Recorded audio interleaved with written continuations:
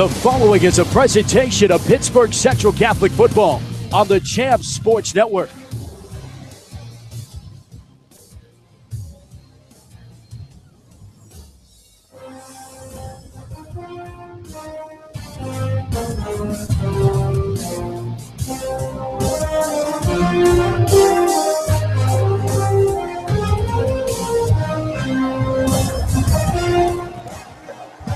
Coming to you live from Highmark Stadium, Pittsburgh Station Square. Champs Sports Network welcomes you inside to Week 8.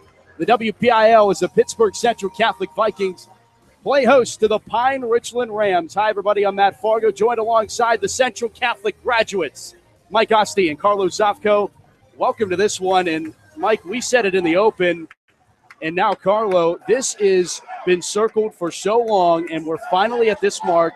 Pine-Richland Central Catholic in a game where you can put all the statistics and who won. Central Catholics won the last three meetings, the only three meetings between these two teams. Pine-Richland, though, won the 2 7-on-7 games this summer. So back and forth you go. Central Catholic, they have the prolific defense, only 24 points this year. Pine-Richland, they have the prolific offense. They can run it and gun it and score multiple touchdowns in a short amount of time. Like I said in the open, unstoppable force, meet a movable object. Something got to give tonight. Yeah, and this is a game, too, with kind of polar opposites tradition-wise. Central Catholic's used to this. This program's been in these big games before. They've won the WPIAL championships before.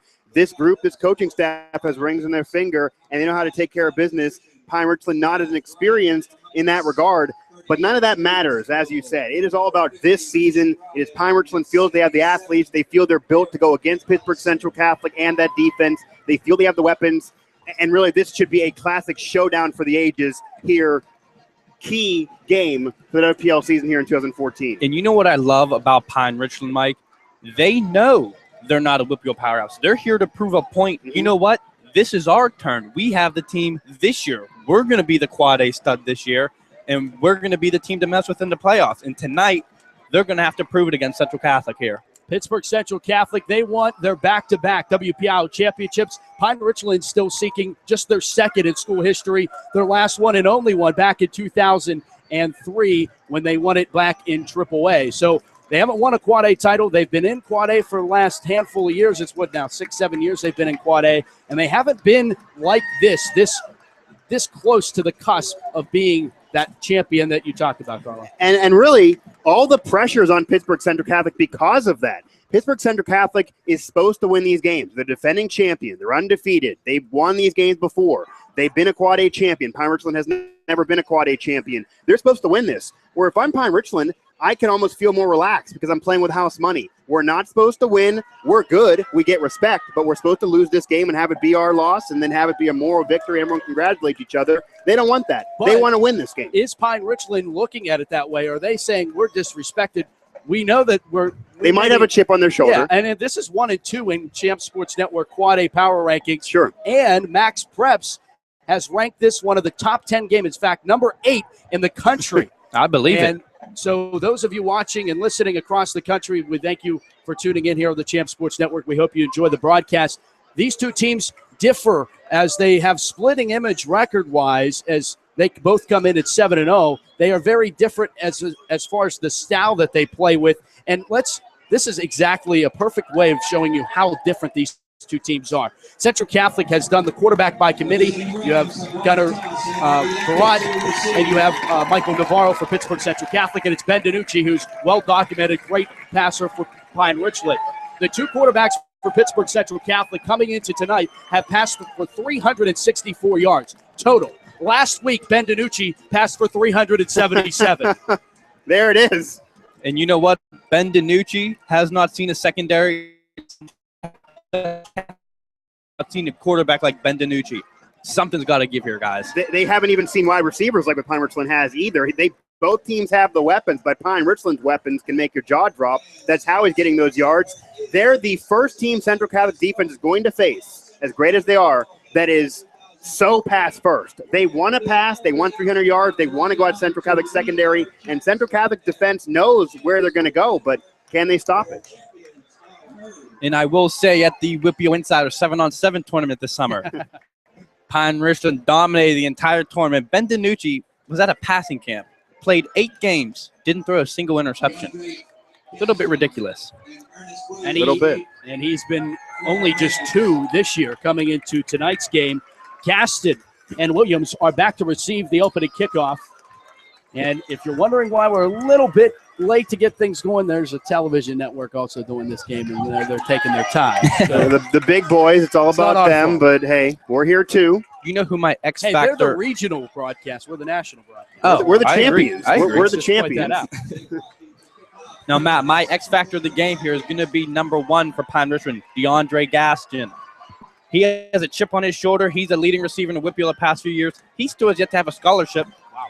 Coaches are infested Highmark Stadium tonight. I seen at least 10. They've infiltrated the system. You know what? I bet you he's fighting for a scholarship out here right now. And you know what? I bet you he performs well. Well, infested is a great word because that's exactly what Highmark Stadium is tonight. It is a sold-out, standing-room-only crowd. It's the first time in over 10 years that a WPIAL football game has been sold out before the gates opened. And we are underway. It's Central Catholic, Pine-Richland. Rocky has it teed up, and we're underway from Highmark Stadium. It's an end-over-end kick and will be fielded behind his back by Gaston, and he'll take it across the 10, 15, 20. Cuts back at the 25-yard line before meeting a host of blue and gold. Then knocks him down at the 25-yard line, and here comes the Pine-Richland offense. They run the no-huddle. They, of course, as we have alluded to, led by Penn recruit Ben DiNucci, has completed 109 of his 144 attempts. Just 2 interceptions, as I mentioned, 23 touchdowns for 1,915 yards, 75% completion rating, folks. Completion percentage is what recruits look for, too. They want that consistency, and he has it. First down at 10. They will give it off on the first down carry, plunging forward for Pine-Richland. And picking up a handful of yards on that first down carry. They gave it off to Jack Jeter. And quickly to the line, a second down and 5 after they give up 5 yards. Up to the 31-yard line. He'll get the call again. And the Central Catholic defense reads this one a lot better than the first time. Coming up to make the stop for Central Catholic, Brodden, along with 32, David Adams. In Central Catholic's defense, their endurance will be tested tonight. Expect this offense to run like this all night long. We got a little bit of movement, and I think it might have been from the Central Catholic defensive line, and it's something, gentlemen, that we've seen a lot of this year. It is a very, very over-anxious defensive line of Pittsburgh Central Catholic. And, Mike, you've talked to the defensive coaches. They like it. But they don't mind this. I mean, Central Catholic wants to be aggressive. They want to go at these teams. They don't mind taking some penalties to bring the blitz as often as they've been. But in games like this, you might not be able to do it because you're going to have Pine-Richland that's just going to cut you up if you end up giving them more yards on penalties. Slomka, the side cut to the right. He gets the call on third time. No, DiNucci keeps it, and he has a convoy out in front of him. DiNucci's at the 40, 35, far side, and he gets chased out of bounds inside the 30 at the 29-yard line. Ben DiNucci on the quarterback option fools the Central Catholic defense, and he's down inside the 30-yard line. And that is something DiNucci brings to the table. He can tuck it and make a play on his feet like he can through the air. He is one heck of a quarterback. 34 yards on the quarterback run. First and 10, Central Catholic. They go sidecar to the right side, twins here to the near side. Ball sits on the far side hash. Pump fake by DiNucci as he goes back to pass. Throwing over the middle. It's broken up. Nicely covered there defensively by Pittsburgh Central Catholic's Bryson Garner. The intended receiver on the play was Luke Everett. And it will be second down and 10 coming up. You know, in Carlos Central Catholic's defense endurance huge in this game. I think he's kind of gets a lot more yards than they wanted to have been defense, but they run after in this one. Slomka right up the middle on as he'll plunge forward the 6-yard leading Soul Buckley and 44 on the stop. Pick up third down and 6, and a big third down coming up here. DiNucci from the gun will roll out to his right side. A little pump fake. Pressure's on its way. He lobs a pass out there. It's completed out to the near side. Everett lost the football, and then a late flag came flying in late. maybe John Patrician issued a no. I don't think No, it was that was Patrician. Brian Glover. It was Glover who came in a little bit too late. It was just a second and a half, a little bit too late, and that's going to cost them.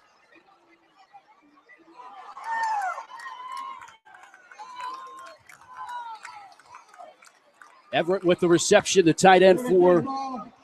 Personal foul. And that's going to be a half the distance penalty, a personal foul on Glover. And you know what? You got to stay away from that kind of stuff. I don't know if he got that first down. He was right on that marker. Yeah. That was close. But again, another penalty, second penalty of the drive that moves the chains for Pine-Richland. Central Catholic cannot afford this in this type of game with that offense that can score so many points like Pine-Richland. Rams are rolling. First down and goal. It's Slomka. And I think Central Catholic's made it awfully clear that you're going to have to put it in the air to beat them.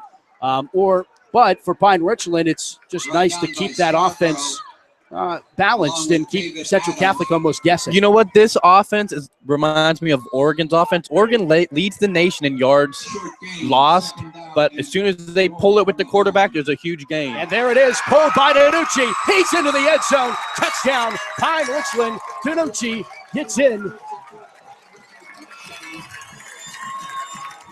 from 10 yards away for the Pine-Richland touchdown. And point A, B, and C right there. Give it to Slomka. Let him get eaten up for -1. As soon as Danucci pulls it, walks into the end zone. Pine-Richland going up and down the field. They took advantage of some penalties. They kept getting the yards. They made themselves third down and short and got the touchdown eventually on the legs of the quarterback. The athleticism of this quarterback has even been more of an issue for Central Catholic defense than even his arm so far. Adam Napotnik is the field goal specialist for Pine-Richland. His kick is up and out of Highmark Stadium. It's good. 7-0. Pine-Richland takes the lead on Central Catholic with 9:43 to play in the first quarter as the Rams roll right down the field, mixing it up very nicely. A big run, two big runs by Danucci really being the difference in the drive, and also two big penalties by Central Catholic. And we didn't even get to see them air it out as much as they usually do. That was almost an undertoned offensive drive, even though it led to an offensive touchdown. Yeah. So expect still more from their playbook. And now Central Catholic has some pressure on their offense. There's weapons there. Micah Navarro or Gunnar Farrat, they've been getting yards, and Central Catholic's been successful in offense, but they've not had to deal with a team that can match them point to point and get up in them early in games like this. It'll be interesting to see what pressure now, how Central Catholic deals with it. Right. Great point. Will Central Catholic be able to keep up? Stick around and find out. 75-yard drive, 2 minutes and 13 seconds off the clock, just 8 plays. Pine-Richland's up 7-0. We'll take a timeout.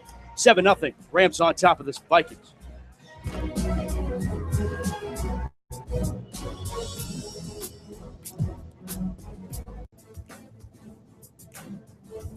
Hi, I'm Charlie Batch from the Best of the Batch Foundation. Follow your favorite WPIAL team anywhere you go this season. The Champs Sports Network mobile app from iPhone or Android, powered by Sport Engine. Just research Sport NGIN on your app store and get access to scores, standing, and stats. Even upload pictures and videos. Sports Engine app from Champs Sports Network. Champions play here.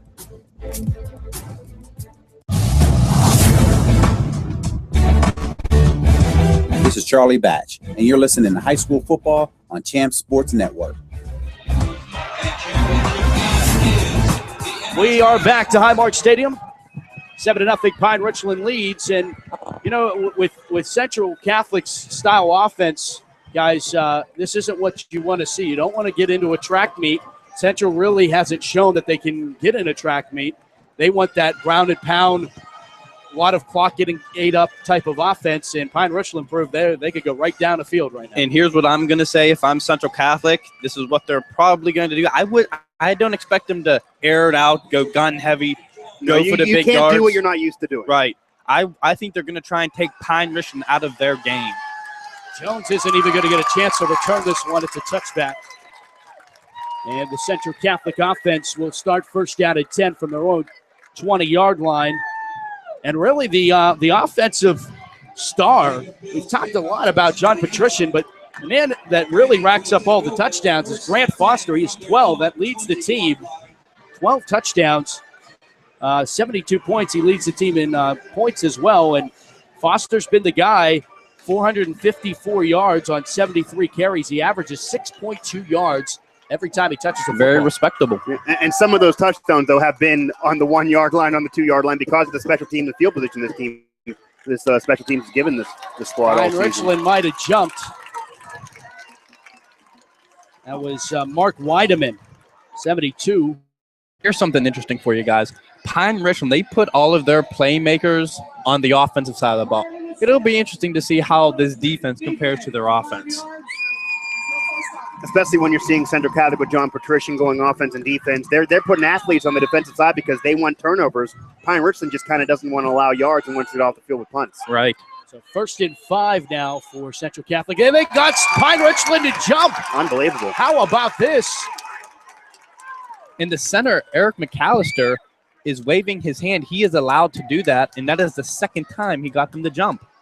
And Pine-Richland has just handed Central Catholic 10 yards before the Vikings have snapped the football. I've never seen that. Wow. Hey, Central Catholic could say we kind of gave you some yards and first downs for your touchdowns. So Pine-Richland wants to return the favor with a gift basket of their own. We're almost to the giving season. When you're on the defensive line and you see a center flinch, you're going. And they do it again. They do not get him to jump, and now it's the end around to Ronnie Jones off the right side. Jones has another first down. Central Catholic out of bounds at the 45-yard line, finally being chased out by 48 in white. That's Zach Lamontre.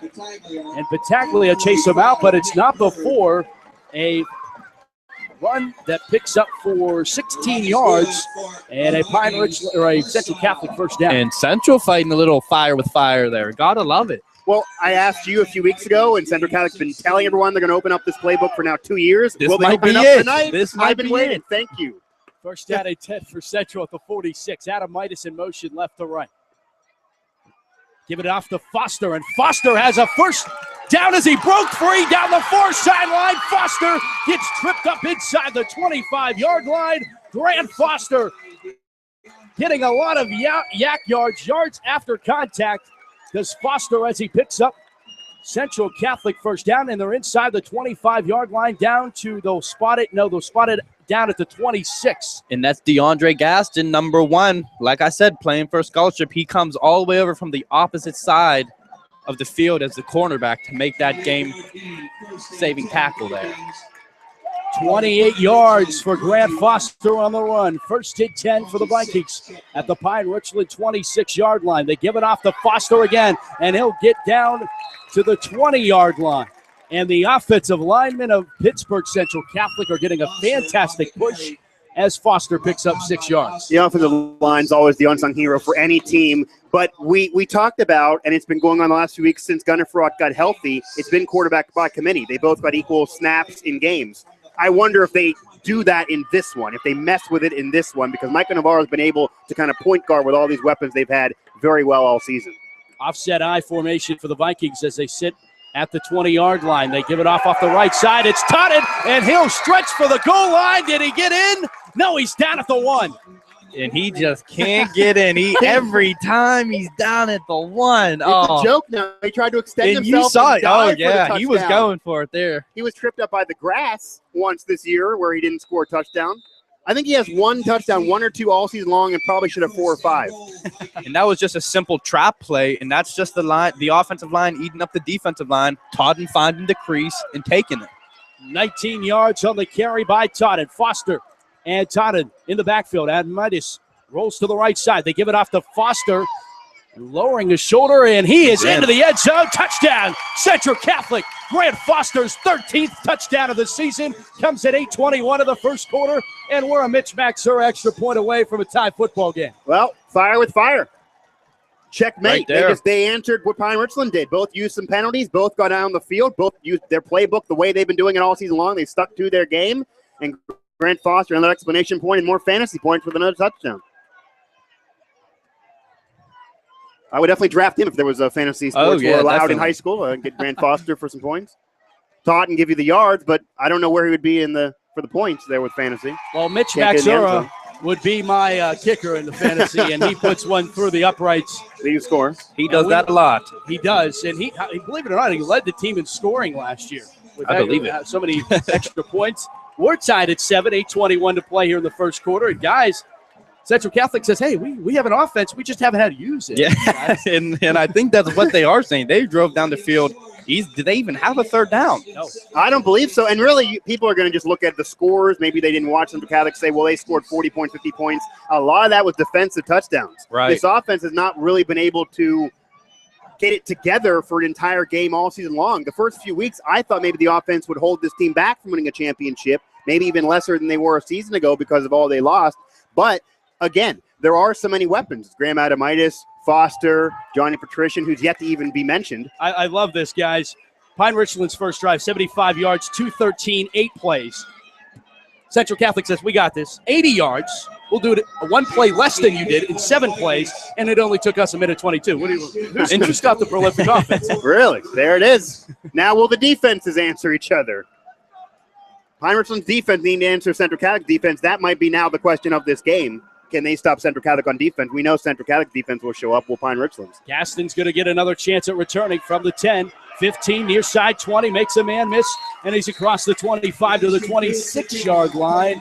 Offense for Pine-Richland back out on the field, and this could be a real case for Pittsburgh Central Catholic and Pine-Richland to find out which offense makes a mistake is going to be really what ends up costing the other one team or the other the game. Well, when you have teams so evenly matched, both undefeated, you got to be careful with the football, number one. You got to make sure there's no turnovers, number one. And Central Catholic just feasts off turnovers and taking advantage of those turnovers and capitalizing from their opponents. They got at least one for defensive score in every game this year. Pine-Richland got to be careful with the football. They hand it off the right. It's Mike Murhut on the wide receiver end around, and Murhut is going to be rolled down. He was indeed down, and Johnny football. The flag is down there. So we'll check the flag down on the, by the way, thanks to the Highmark staff for painting numbers on the field. We're getting spoiled. Yeah, this is now a football atmosphere, and I do mean football, not football. Right. At Highmark Stadium. Holding on Pine-Richland will negate the Murhut 5-yard gain.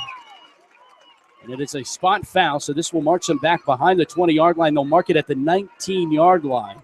And the holding really sets back the offense. Thankfully, it was on first down, right, not second down. You get to second and long, it starts to get interesting. Do you believe in that there's holding on every play? It's just when the referee calls it? Not every play. Not every play, every other play? Every other play. First and 17. Tanucci, play action, back to pass. He got Gaston on a slant route, completing it out right around the 28-yard line, so they'll make up the lost yards plus 3. And it will make this a manageable second down at 7. Nice play there on first and 1. And Gaston is coming out. He looks like he may have injured his ankle or some sorts there, and he's checking it out on the sideline right now. That could be a big loss. Keep an eye on that as we have a second down and 7. And it's a handoff off the left side. They give it off to Connor Slomka. Slomka, the 6', 220-pound senior, and he is coming into tonight, 87 attempts for 609 yards, 7 yards a carry for Slomka. And he's kind of their unsung hero. He actually committed to Army. Not many people know about that. He is going to Army, play Division I football there, and he's a great football player. Yeah, give him his dap for going to Army for sure. And you look at Pine-Richland, everyone says it's the wide receivers, it's the offense. They're going to throw 300 yards in a game to win, but you got to balance it out on the ground. You got to be able to keep the defense honest, and you got to have some yards on the ground. You got to keep feeding the running back in order to keep everybody honest and keep it at bay and keep balanced on offense. 6:50 to play, opening quarter. Looked like there was some movement on the line. No flag thrown, and Central Catholic bottles up Slomka for no gain on the play. And this is fourth down. They're looking to go for it right here. That was a missed flag, though. Somebody jumped. Either they were pulled or Central Catholic jumped, but there was flinching on the line. So it's fourth down, and Pine-Richland will go for it. No hesitation either. Danucci got his troops lined up, ready to go. This is the game you throw the dice. Yep. 4th and 3. They get set after looking to the near side sideline for the play. This is where you pooch punt. And it is, and it just got off nearly part. They actually roll it, and then Central lost the football, and Glover picked it up, and now Glover's going to try to return it. And Glover fights his way forward up to the 45-yard line of Pine-Richland, and the Vikings will have 45 yards to work and try to take the lead for the first time tonight. That punt according to the official, was in fact partially blocked. It was tipped. Yeah. I could see it from my vantage point. It was tipped, and it allowed kind of that sailing over motion for Central Catholic to eventually get to it and recover. A 9-yard return by Glover, and great play by Glover to alertly pick up the football. And Danucci tried to be a little trickster there. He lined up a yard and a half back from where he usually lines up. That's pooch punt all the way. First down and 10 for the Vikings. They give it off to Foster. He has nothing out front and tries to stretch it to the sideline, and that's a textbook tackle coming in for Pine-Richland. Anthony Battaglia getting low and driving his way forward to finally bring down Foster.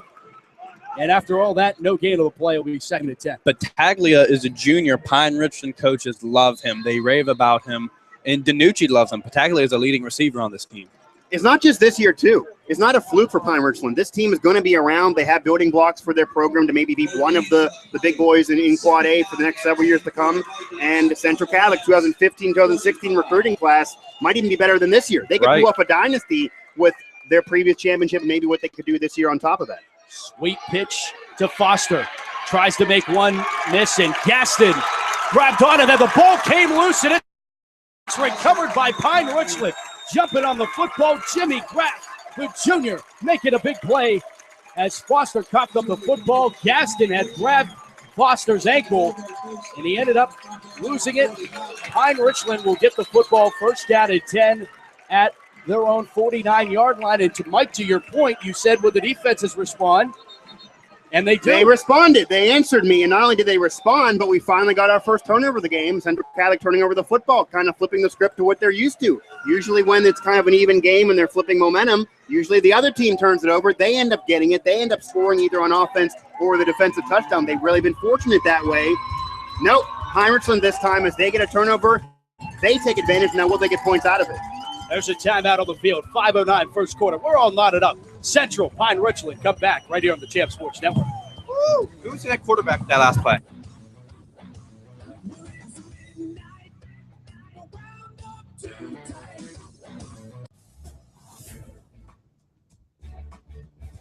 This is Charlie Batch, and you're listening to High School Football on Champ Sports Network.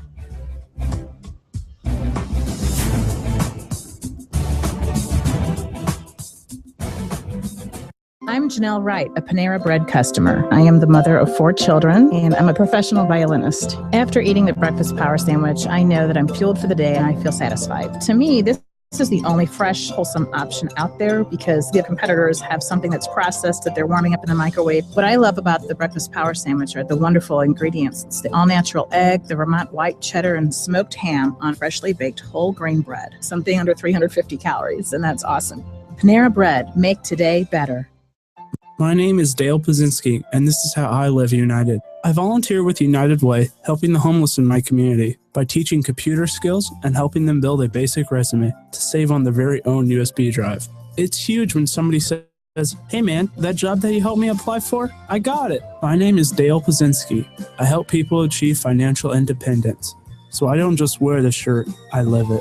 Give, advocate, volunteer, Live United. Go to liveunited.org. Brought to you by United Way and the Ad Council. Woo! We're back. Welcome back here on the Champ Sports Network. Carlo gives a Ric Flair woo for everybody. I appreciate it. I appreciate it. He's a legend. He is. To be the man, you got to beat the man. That's what Pine-Richland's trying to do. Well, encroachment on the defense coming out of the timeout.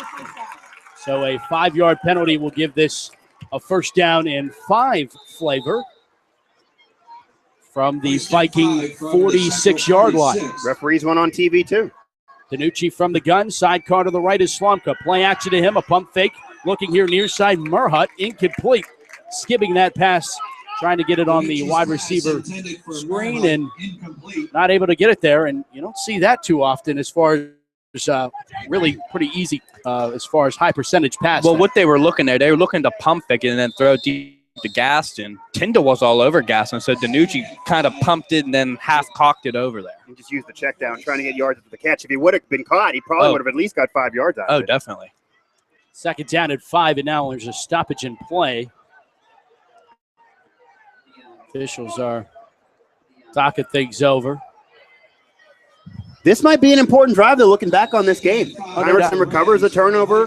Can they get points off at Central Catholic? I don't think they've let a team score off of a turnover against them all season. They give it off. It's Snow at DiNucci keeping it, and then almost lost the football, but slicing in. That was Bryson Gardner. No, that was DeMar Hamlin. Hamlin, that's right. Great open field tackle by Hamlin.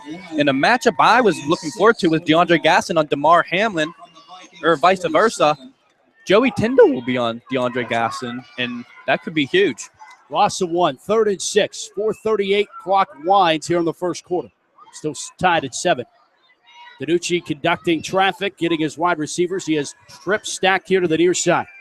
Play action to Slomka. They get the button hook set up to the near side. It is completed, and driving him, almost shaking out of that tackle. That's going to be enough for a Pine-Richland first down as they hook up and then driving him down to the field. That was Joe Tyndall, and somehow Murhut almost shook out of that. That was very impressive how he got out of it. That was phenomenal. And that kind of gives you images of, what was it, a couple weeks ago when we saw the scrum at the end of the game because of the wrestling, tackling, lifting the players. Right. Now they set up a dump pass out to Slomka, who came out of the backfield, but Central Catholic read that from the get-go. Tyndall was there from the start, and it will be a loss of 1, 4 minutes to play as the clock continues to wind. And Joey Tyndall is all over the field. You can tell he did his homework on this Pine-Richland offense. He's not biting on any fakes. He knows exactly what's coming. Slomka lines up to DiNucci's left. Back to pass. They'll do the same play to the other side of the field. Murhut, he gets slung down. Great open field tackle. That's the junior. No, that's the senior. That's John Patrician on a great open field tackle, slinging him down to the turf. And you can tell why he's a Division I recruit. Impressive tackle there. And really, if he can't make his presence felt on offense, because that's kind of how the chips have been falling so far in this game, he's going to make his presence felt on defense. Third and a big one at that. Roll it out to the right side, DiNucci. Pressure on its way. He'll throw and complete his pass out on the near side. Murhut makes a fantastic grab down at the 7-yard line. That's a Pine-Richland first down. And boy, does DiNucci have the touch. It's beautiful. That was over John Patrician, who has a noticeable size advantage over that receiver. Put right in the breadbasket, and the wide receiver getting separation on the one-on-one coverage. That was a wide receiver move. That's a highly real catch by the wideout. First down and goal from the 6. They give it off to Slomka. He stretches for the goal line. He is in. Touchdown, Pine-Richland. Slomka from 6, 4-6. They asked the question coming into the game, could Pine-Richland's wide receivers overpower Central Catholic secondary? They were saying they could all season long. They were talking that smack. From that drive and on that play which set up that touchdown, that was a wide receiver showing more skill than the secondary, getting himself out there in the corner, making the reception, and then getting them the touchdown. Adam Napotnik's extra point. True, through the post. 2:58 to play through the first quarter, 14-7. Pine-Richland back out in front. We're still in the first quarter. We are still in the first quarter. And you know what? I thought maybe that Pine-Richland, this is going the way they want it as far as that track meet style. Right. But Central Catholic does have a little bit of that offense that they could throw in there. They proved they scored in a minute something on that last drive that they scored. So can Central be able to win a track meet style game? Right. And Pine-Richland, they got the ball first. That wasn't by accident. They wanted to get the ball first. They want Central to be playing on their tails. They want the offense to keep pushing Central and keep pushing Central. I would be nervous if I was Pittsburgh Central Catholic. You're not going to give that vibe to your team, but I would be nervous in the back of my mind because I don't know if Central Catholic can play a track meet style. They can score points. I'm not trying to disrespect their offense. They have weapons and they can score, but Pine-Richland's scoring at will, and if they get down in the game, they can come back easier than Central Catholic, who normally is methodical on offense with a West Coast offense feel. I don't know. I have my concerns that Pittsburgh Central Catholic can come back and do this track meet with Pine-Richland. Here's Ronnie Jones on the return for Central. Trying to set up a wall, trying to get around. He does. There's a flag that comes flying in, though. And that'll be a block in the black. That was blatant there. And Central's going to be way deep in their own territory because Jones only got out to the 19-yard line. So we'll check the flag. Central Catholic also not used to not winning the field position battle. Right. Not only defense and offense, but they have all three sides of the ball. They win the special teams battle every single week, and that set themselves up for scores. They have so many touchdowns, not even having to go the whole field. Now they're back in the valley of their own end zone, trailing in a game with the track meet. This is not how Central Catholic wanted this game to be. It is how Pine-Richland did, but this is not how Central Catholic drew it up. Roots currently showing highlights of Neil Walker when he played for the Pine-Richland Rams. Of course, of course. Neil Walker, the hometown boy. I wonder if he's in attendance tonight. He might be here. He comes to a lot of Pine-Richland games. Hey, it's the off season. First down at 10 for Central from their own 6.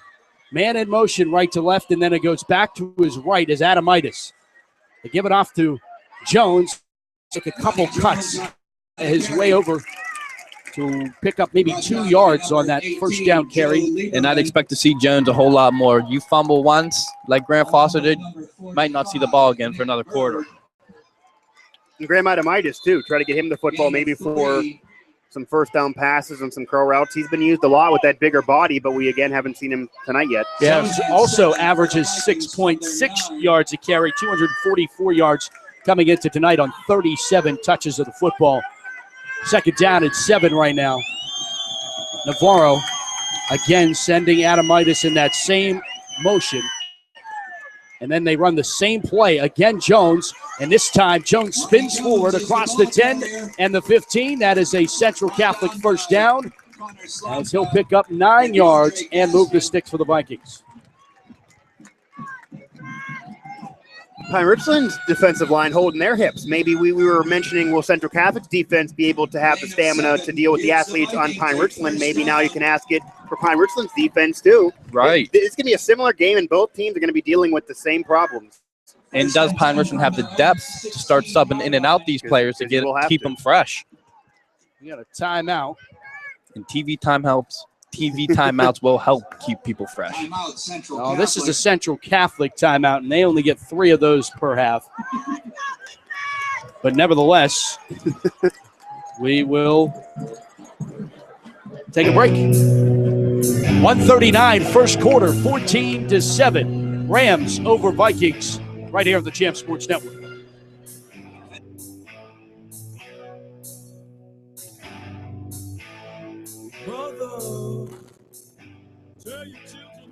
I'm Scott Davis, the head of Panera Bread's culinary team, and I want to tell you about our new spinach power salad. The idea behind this salad is to give you sustainable energy to get you through the day. We started with baby spinach. Can't get better than that for a green. Roasted mushrooms, take some olive oil, you season them up, heat them over the fire real hot, caramelize them, add a hard-boiled egg to that, a little applewood smoked bacon, great smoky Vidalia onion vinaigrette that we created, and you top it off with some frizzled onions just for some fun. The new spinach power salad, only at Panera Bread. And don't forget Panera for all your catering needs.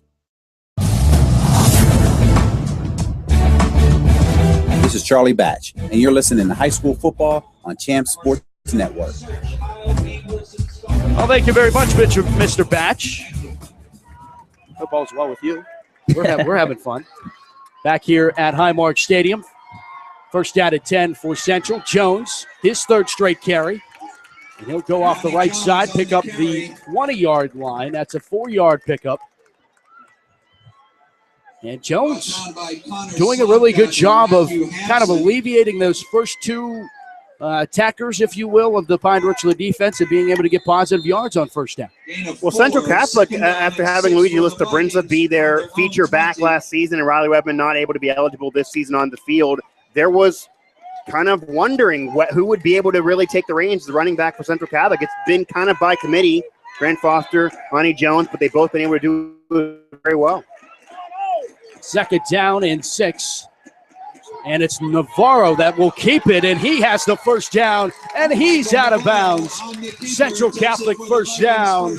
And Navarro showing off his wheels there. Look at that. Oh, I've seen it the last few weeks. He does give you an added dimension that Gunnar Farrat does not give you. He gives you more athleticism. He gives you something on the legs, and you would never expect that from what we saw the first few weeks of the season with Michael Navarro and how they kind of were teaching him the offense with shorter passes, all the running.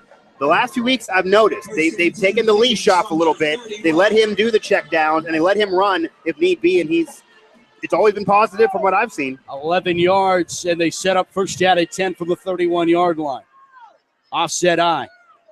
Jones the carry off the left side, and he'll plunge forward across the 35 up to the 37-yard line, maybe give him the 38. And Central continues to run. 11 guys were in the box area for that Pine-Richland defense. They're going to need to air it out to, let the offense breathe a little bit here. Well, Pine-Richland knows Central Catholic wants to run first, wants to run to set up the pass. Just as Central Catholic defense knows that Pine-Richland wants to pass first and use the run to then set up the pass. Right.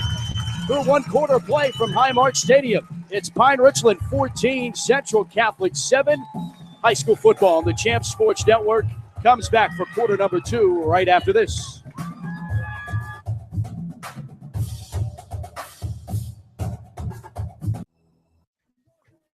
Looking for promotional products?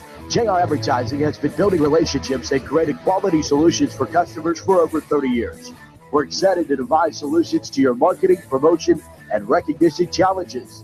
Whether you're looking for a specific item or just browsing for ideas, our site is your one-stop shopping source. Visit us online at jradspec.com for more information. That's jradspec.com. JR Advertising. We don't compete, we create.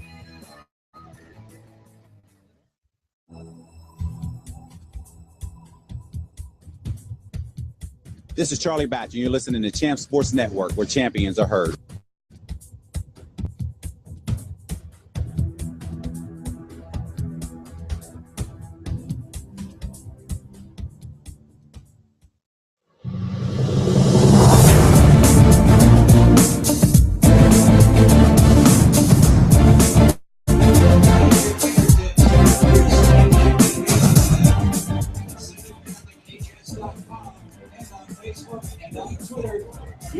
Central Catholic Football on the Champs Sports Network brought to you by CentralCatholicFootball.com. Log on to keep you locked in.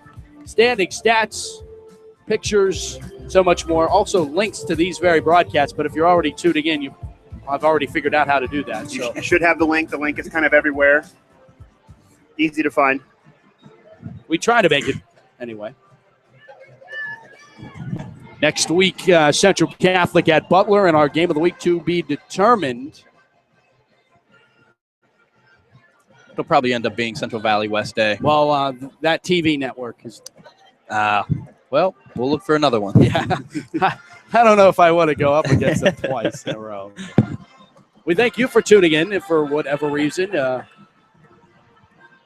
cable or outside of the viewing area. They want to hear. I like this. The Golden Voice. They want to hear the Golden Voice. Oh man. I give the people what they want. That's very nice of you to say about Carla. Yeah. The Golden Pipe's on the broadcast. Well, we're awaiting that said TV network to return from telling us about the Dana Holgerson press conference. You want entertainment, you watch that press conference. You want entertainment, there it is. Apparently he lies to recruits. Oh, man. Second down at 3 as we open up the second quarter here from Highmark. I formation. And it's Ronnie Jones. Gets a nice block. He'll have a Central Catholic first down over the 40 to the 43-yard line. And a steady dose of number 8 in blue and gold here in this late first quarter and now here into the second. And here comes Johnny Football, and I think they're going to be running the Wildcat. The Wild Viking. Maybe not. Wild Viking. But did you see there, too, Ronnie Jones kind of leering in at the Pine-Richland defender there and kind of, hey, the swag's coming to be in this game. There's a little bit of the cockiness in this game, the trading punches. Somebody wants to throw a knockout. 11:30 to play, second quarter. From the gun, Navarro gets the snap and a roll out to his left. Here comes some pressure. He'll alleviate it and take off and leap open, be upended. Gaston came up and picked up Navarro and gave him a piggyback ride for about a split second before Navarro returned back down to the turf. And that is a gain of a hard-earned 5 yards for Michael Navarro. And Gaston saying, just run out of bounds, man. Don't make me do this to you. Not only that, I'm sure Mike Navarro's teammates are saying, just run out of bounds, man. Don't make them do that to you. We need you on the field. But also, Central Catholic defensive players, Glover and company, will keep it in the back of their mind, I'm sure. You do that to my quarterback, I got to return the favor. Oh, right. 2nd and 5. Adamitis in motion right to left. Ball sits on the far side hash. And now Foster back into the game, and he'll get a carry and get stacked up by the white and green of Pine-Richland. Those silver Ram helmets. I like the new look, but I do kind of miss the old Ram helmet. I do. Very shiny, very right. swagatastic, as the kids are calling it. Okay. They're definitely not calling it that. I need an Urban Dictionary. See, now this is where the alums try to look cool, and the listeners are rolling their eyes at us. It's 3rd down and 4. They'll give them 1. I formation. Navarro barking out the signals. Quick hitter. They give it off to Totten, and Totten stretching for the down marker, and he is close. Oh, he was right on it, and he was really stretching. He knew how far away he needed to go. That's what he's worked on in practice all week, stretching out. He tried to stretch out for the touchdown, tried to stretch out for the first down, did not get the TD, but and it completely caught Pine-Richland off guard. They were waiting for Foster to get the football. Well, he was ideally the fullback who blocks for Foster and Ronnie Jones, but he's been somebody they felt comfortable giving the rock. He's been even long yardage situations. He's been getting the football. He's almost become another running back for Central Catholic. Well, they're going to measure this as if we need more delays in this game. Hey, we came to work as broadcasters. The referees came to work too. Stretching out the chain, and by half a football. They brought the lunch pail. 1st down. Should have just called and asked out Lesh. 20/20 vision over here. I have 2018, so. We won't talk about mine. 1st down and 10 for Central Catholic. What about you, Carl? Are you good? What's that? You don't have glasses, so you must have. We had a discussion about vision. I'm in while you were contacts not right paying now. attention. Oh, you're wearing okay. Yes. Got to get That's Carlo. right. We have similar glasses. See, we got to get Carlo interested in the broadcast. We must have been I'm boring. sorry. I was checking out the Pine-Richland numbers down there. They look a little down. big. The numbers of the cheerleaders. This is going to be a fade route down the far sideline. They got him. It's Hamlin. End zone. Touchdown. Central Catholic. How about DeMar Hamlin, the junior, for the Central Catholic touchdown. 47 yards. And we're an extra point from being tied again. And on a big pass play, too. Central Catholic answering again. Whatever you can do, I can do better. And you know what? I got a little confused down there. There are a lot of people on that sideline. I seen the guy waving. I thought Hamlin stepped out of bounds. I'm going to be honest. That was not the referee, though. That guy should probably get off the sideline. See, Carlo, here's a veteran move. You don't need to be 100% honest to the listeners. What they don't know will not hurt them. Extra point by Mitch Maxura. Senior night for a lot of these guys. John Patrician, Patrick Phibbs, the long snapper, to senior Patrician, and picked by senior Maxura. It's a senior conversion on the extra point. 9:10 to play, 14 all.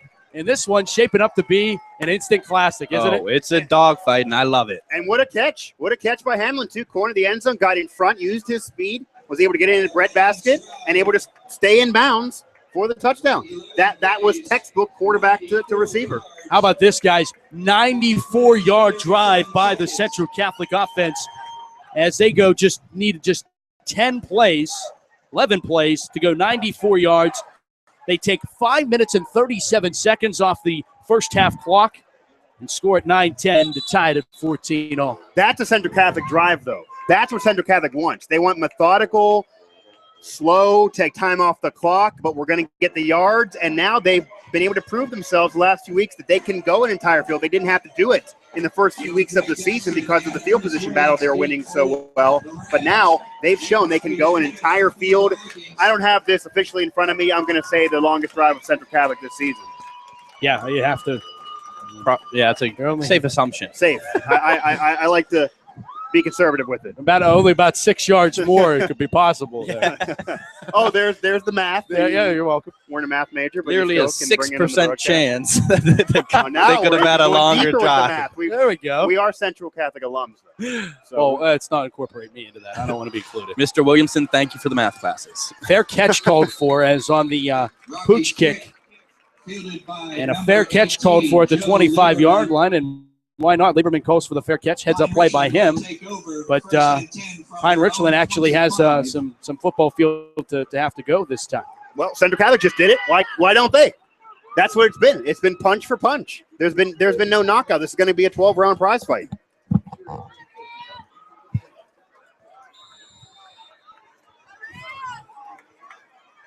First down and 10 from the 25-yard line for Pine-Richland. Danucci from the gun. Trips out to the far side on the right. Play action. Danucci going to let it fly down the sideline. Got Gaston at the 50. Here is a speed race. Got the 30, 25. No one's catching Gaston. One play, 4-6. Touchdown Pine-Richland. Well, they went the whole field. One play. You want explosiveness. You want to highlight real play. Quarterback, Danucci in the shotgun. Has the time. Sees the wide open wide receiver in front of a few Central Catholic defensive backs through the secondary. And this is wide receivers versus Central Catholic secondary. Win, win, win, Pine-Richland. The smack talk's been worth it and earned. And I think there was a little bit of a miscommunication there. Tyndall was in the zone coverage. He pointed to Gardner saying, oh, grab him. And Gardner kind of looked at Tyndall and was like, that's your man. So I think there might have been a miscommunication there. 75-yard pass and catch. Danucci rack it up. WPIAL's leading passer, adding to his statistics with a 75-yard gunswing. Hook it up to Gaston for the big score. And Mike, punch for punch. Pine-Richland's just punched back. Well, they punched back, and that was an attempt at a knockout.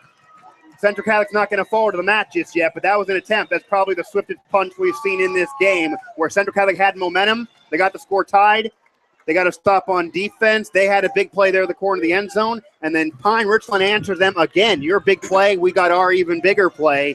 Shotgun was where they're going to keep Danucci. He gives a cannon for an arm, and the minute it was caught, you knew it was going to be for a score. Then it was just turned on the Jets. Yep, and you got to wonder if Central's going to put their prized recruit, DeMar Hamlin, on DeAndre Gasson. I don't understand why they didn't do it from the get-go. I guess they Tyndall's a senior. I'm guessing they have maybe a little bit more confidence in Tyndall, but Hamlin's been hitting the camp circuit. He's a 4-star recruit right now. Ohio State has offered him. Penn State offered him. Virginia Tech, Pitt. Do you think maybe it's because if they put their best on Pine-Richland's best, they feel like there's still weapons on the other side of the foot? There's still more weapons, and then they would be kind of in an advantage on the other side of the field? Well, I think Hamlin's lining up with Battaglia, and we haven't heard his name all night, so you might be right there. But in my opinion, I think Gaston is the bigger threat here.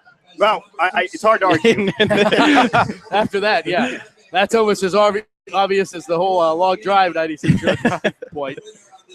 Terry Todd had told the papers this week, talking about this game, dictating the pace is something you hope for, but you can't always do it. Well, is that not holding true here tonight? Well, They hope for it, but they've not been doing it. And Pine-Richland, you said this to open up the game. Pine-Richland on that first touchdown drive, the game was going to go the way they wanted. This game has still gone the way they wanted. They knew Central Catholic was going to score. They're not going to throw a goose egg out there. This game has gone the way they wanted. It is a track meet game, punch for punch. They're answering offensive drives. They're giving you more big plays, and their offense being more of a passing offense. They've already proved to me they can go at Central Catholic secondary. Sure, they're not going to maybe get a 200-yard rusher, but they don't need it with these weapons. And Central Catholic needs to adjust, and they need maybe new schemes for that second half. But Coach Totten proved to be able to do that. Here's John Patrician on the return from the 13-yard line. 20, 25, 30, 35, 40, 45, and almost getting to midfield. John Patrician getting his first touch of the football tonight and doing what he's been doing all season long, making big plays. And if I'm Central Catholic, you need to get him incorporated more. We're halfway through, well, almost halfway through the second quarter. You got to get him the football. Let your playmakers make plays here. He's been incorporated on defense because he made himself incorporated there, but he, even going to last week, he's not been used as much on offense. He does see a double team when he's there, but he's been the corner of the end zone goal line threat, and I haven't even seen him look there yet. 21-14, Pine-Richland leads, and this is Farad now in a quarterback, and Gunnar Farad takes it on a quarterback sneak, or quarterback keeper rather, here on the near side. He'll pick up the midfield stripe. They mark the football at the central 46-yard line, and Farad is going to be picking up the 50 to the 48 of Pine-Richland. So second down and 4 after the 6-yard pickup by Farad coming in. Mike, I think he heard you calling him out there, saying Navarro was the runner here. He used his legs. And you're going to have this same controversy next season. They're both juniors. So you're going to have the same thing next year. It's not like one's going to graduate and then can take the helm. So Farad will stay in at quarterback. Foster's his sidecar to the left, twins tight near side. Then Farad goes up, taps the center, and then goes back into the shotgun before handing it off. Spinning his way forward is Foster. Really tough to get back to the original line of scrimmage there for Foster. He gets back, and it will be third down. Pataglia comes up on the stop for Pine-Richland, and it will be third down and 4 coming up for Central. And you got to wonder what Farad tapped center Eric McAllister for. Was that an audible? Was that a protection scheme or something? That's interesting. Is it because of the crowd? Is it because of the crowd noise? Maybe. Which has gotten loud on third down. Pine-Richland faithful trying to be heard here at Highmark, a sold-out crowd. They give it off to Foster. There was a little movement. Foster broke free, and he is gone for the Central Catholic touchdown. Grant Foster from 48 for the Central Catholic touchdown. And if look at Pine-Richland coaches freaking out. Yes. And they're absolutely right. Central Catholic, they were sides on that play. The fullback jumped, and Coach Kasparowicz is freaking out down there. That is not a good look by the referee. The Red Sea parted, and Foster goes right through the middle in a gaping hole as Central Catholic answers Pine-Richland's big play through the air with one on the ground themselves in a touchdown. But absolutely, it looked like an error of judgment on a penalty that was not called by the referees. There's been so many penalties that have been called. They've also missed a few, and critical misses by the referees in this game. Extra point by Maxura is good. 7:01, but boy, does Central. Oh, we got a flag down here. Oh, they call that one. That's going to be their gimme flag. They miss one, they give you this one on the yeah, point. they're showing Kasparowicz right now on the Jumbotron, and he is just beyond frustrated. Well, but you know what? It happens.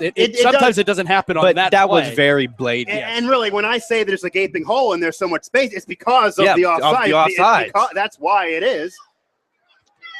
Well, 54-yard drive capped off by a 48-yard run. Was that a third down? That was a third down as well. Yep. That could be something to define at least the first half, not necessarily the game, but maybe the first half, yeah. And that's how you maybe go into the locker room with momentum. If you can get a defensive stand and you don't trade any more points, although with 7 minutes to go, there could be 3 more touchdowns with the pace we've gone. So you were saying the gimme flag, they called offsides on Pine-Richland. Yeah. Well, they didn't. More like a take it back flag. They didn't give me. That's the point in your face flag.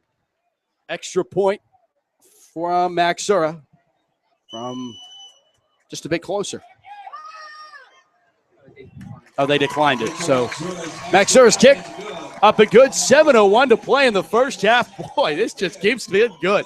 21-0, Pine-Richland and Central Catholic. And, Mike, I think this unstoppable force meeting a movable object, I don't know. I think we're just seeing 2 unstoppable forces now. Yeah, these two teams have kind of been mirroring each other. Now, Central Catholic more on the ground, Pine-Richland more through the air, but it's mirroring big plays, it's trading big plays, it's trading defensive stops. One makes a mistake with a turnover, then the other one makes a mistake with a penalty. Nothing's really been momentum being able to be stolen by the opponent for too long, and Central Catholic's not had a game like this in probably over 2 years. Right, and honestly. Going back to the Fox Chapel game, when Central was scoring, they weren't scoring at this rate. They were taking the ball downfield, or they had defensive touchdowns. They had a few of them there. They weren't scoring with one big play from the offense. It's always been defensive touchdowns adding to Central Catholic's offensive output. 40-plus points, but it's been defensive touchdowns. And I called the Connellsville game. You think lowly Connellsville, Central Catholic blows them out. It was a shoe-in. Connellsville moved the football. They were running right through Central Catholic's defensive line. Central Catholic's defense did get exposed the last few weeks. They've been allowing yards, but the opponent was turning over the football, and then Central Catholic would capitalize. Pine-Richland's not going to turn it over. They're not going to make those boneheaded mistakes, and if they don't, can Central Catholic overcome? Jacob Rocky sends this one down. It's Gaston on the return from the 5. 20, 25, makes a man miss and is finally pushed out of bounds at around the 28-yard line. Pine-Richland offense back to work. And the great thing in the comparison here is both teams' first drive both end up at scores. Pine-Richland's next ensuing drive, they end up doing the quick punt, faking like they're going to go for it on fourth down. They punt it away. Central Catholic, on their ensuing drive after that, they turn the football over. And then since then, we've had trading touchdowns. Yeah, exactly. And really, for maybe a casual fan who doesn't follow WPIAL football, this kind of had the feel of the Denver Broncos and Seattle Seahawks in the Super Bowl. It's the best offense versus the best defense. We saw what that game was. The best defense overtook the honors. Not this one, though. It's been even. Very, very close from being intercepted. They set up a screen pass here to the near side. Battaglia, the intended receiver, and DeMar Hamlin almost got his second touchdown of the That was game. real close. Usually a defense like Central Catholic is too much to handle for any team, even with an offense like Pine-Richland and a quarterback like Ben DiNucci, but they keep him in the shotgun. There's so many weapons there, and Central's corners have appeared tired, and they've lost man-to-man battles. End around, they give it off to Murhut. He is crushed. And Brian Glover came up and absolutely laid the wood on him. There's a few colleges in attendance, and I'll tell you what, Glover is another one trying to get – he already has a few scholarships. He's trying to gain a few more, no doubt. And besides wanting a scholarship, he wanted a turnover there. Central Catholic wants to force a turnover. That's why they're the boom squad. And you know what? I don't know if his knee is down looking at that replay because he got up as if he wasn't down, and the refs blew him dead. I don't know if he's down. So lose 4, 3rd and 14. And my goodness, that is – shake the quarterback's hand. Mr. DiNucci, nice to meet you. Jumping just a tad off sides was Jordan Scarborough, meaning everybody was still down, and Scarborough was at the quarterback was in right the shotgun. Yeah, because usually when you jump, you see the rest of the line flinch or jump. It was just him. Yeah, it was just him. That's a blooper reel. You're going to send that one to the coaches? Any of the recruits going to see that? Very fast off the ball. 3rd and 9 now. He almost jumped again. Back to pass. DiNucci, here comes pressure. It's from Scarborough. He'll let it fly down the sideline. It's Gaston. What a play! John Patrician, you've got to be kidding me. How did he break up that pass? Gaston almost made that catch and would have been gone for a touchdown. But John Patrician, one of the best defensive plays you could see a defensive secondary man make. Terrific breakup. And that has to be on a highlight film. Gaston is a bona fide playmaker, and that was a touchdown all the way. What a play by Patrician. And all legal by Johnny Patrician, too. Yes. The swat, all legal, kept right there with him. Almost a one-handed catch. 4th like down. Aston, but great no play punter. by Johnny Patrician on defense. And there he goes back a little bit more again. There's Pooch punt, and it's down, and it will take a roll, and DiNucci will get this punt to the 34-yard line of Central, but Central Catholic, for the second time tonight, has stalled the offense, though it was that one big play, that loss of yards. You said he might have not even been down, but that loss of 4 yards really crushed the way that Pine-Richland constructs their offense. And that was right after that first down screen, which I wasn't really too fond of that play call. Puts them in a hole, 2nd and 10. They lose 4 yards on that. Now you're at 3rd and long, and it's only your first plays of the series. Their drive just started. Well, and it's been the Pine-Richland wide receivers were Central Catholic secondary all season has been the jawing. And so far in this game, Pine-Richland's wide receivers were winning. That probably might have been the first one-on-one battle between Central Catholic secondary versus a Pine-Richland wide receiver, or Central Catholic won out. And it was on the man-to-man, the athleticism of Johnny Football, the best athlete on any gridiron field you get him. So that's where he was able to use that ability and went out a legal swat, able to get the stop there on what would have been another big play highlight reel reception, almost a one-handed catch. Might have been the best catch we've had all season long if it was caught. So yeah. Again, even the defensive stops, they're trading punches. Even the defensive stops are on the highlight reel. And Johnny Patrician probably said to himself, hey, if they're not going to call my number on offense to get me on the highlight reel as every other week, I'll call my own number on defense. Right. Well, a timeout on the field as Central Catholic's offense trying to get back at it. 5:45 to play here in this first half of football. Now, here's something for you guys. Central's offense is very slow, methodical. Do they wind down the game, chew it up, go up maybe 7 before half, touchdown drive, and they get the ball back to next half? That's what I would do if I was Central. If they're going to be so explosive, we can't be as explosive as Pine-Richland. Let's use the clock to our advantage. Let's make that right. what wins this game. Let's play our game now. Uh-huh. Well, Farad remains in at quarterback, so I'd like to see where Michael Navarro is, as Farad will stick around. And they give it off to Foster, and he spins forward. Foster running with aggression across the 40 to the 41-yard line. That's a pickup of 7. And if you take away that fumble from Foster, which the quarterback pitch on that fumble was a little bit high, he's having himself a great game tonight. But you wanted him benched because of the fumble. Hey, I said that's what coaches usually do. Well, good thing they didn't listen to Carlo. Good thing they didn't listen to you, and they don't have as much of a we did see Ronnie Jones for 2 series. Gun-jumping mentality. Trips out to the far side left on second down and 3. Farad rolling out to the left side. A little bit of pressure. We'll get to the far side boundary and flip it out. It got tipped into the air and intercepted. Picked off. Coming back. Mike Murhut, right place, right time. Gets the pick. Pine-Richland offense will set up on the central side of the 50-yard line, 1st and 10. And isn't it funny how this game is working? They trade touchdowns, and then they're trading turnovers. Gotta love it. And that was a fluke turnover, really. It was an unlucky fluke turnover bouncing off the hands. I actually thought it was going to be tipped through the air and then caught by a Central Catholic wide receiver. I couldn't see what it was on the other side of the field, but it looked like it was going to go right to a Central Catholic wideout. Instead, picked up and turned over for Pine-Richland. Will they now get points off of this turnover? That is the question. Shotgun and a sidecar to the right. Trips out to the far side or near side. They stop and look here to the near side sideline and reset. 1st down and 10 from the central 48. Slomka the call, and he'll dive forward for a 1-yard pickup to the 47.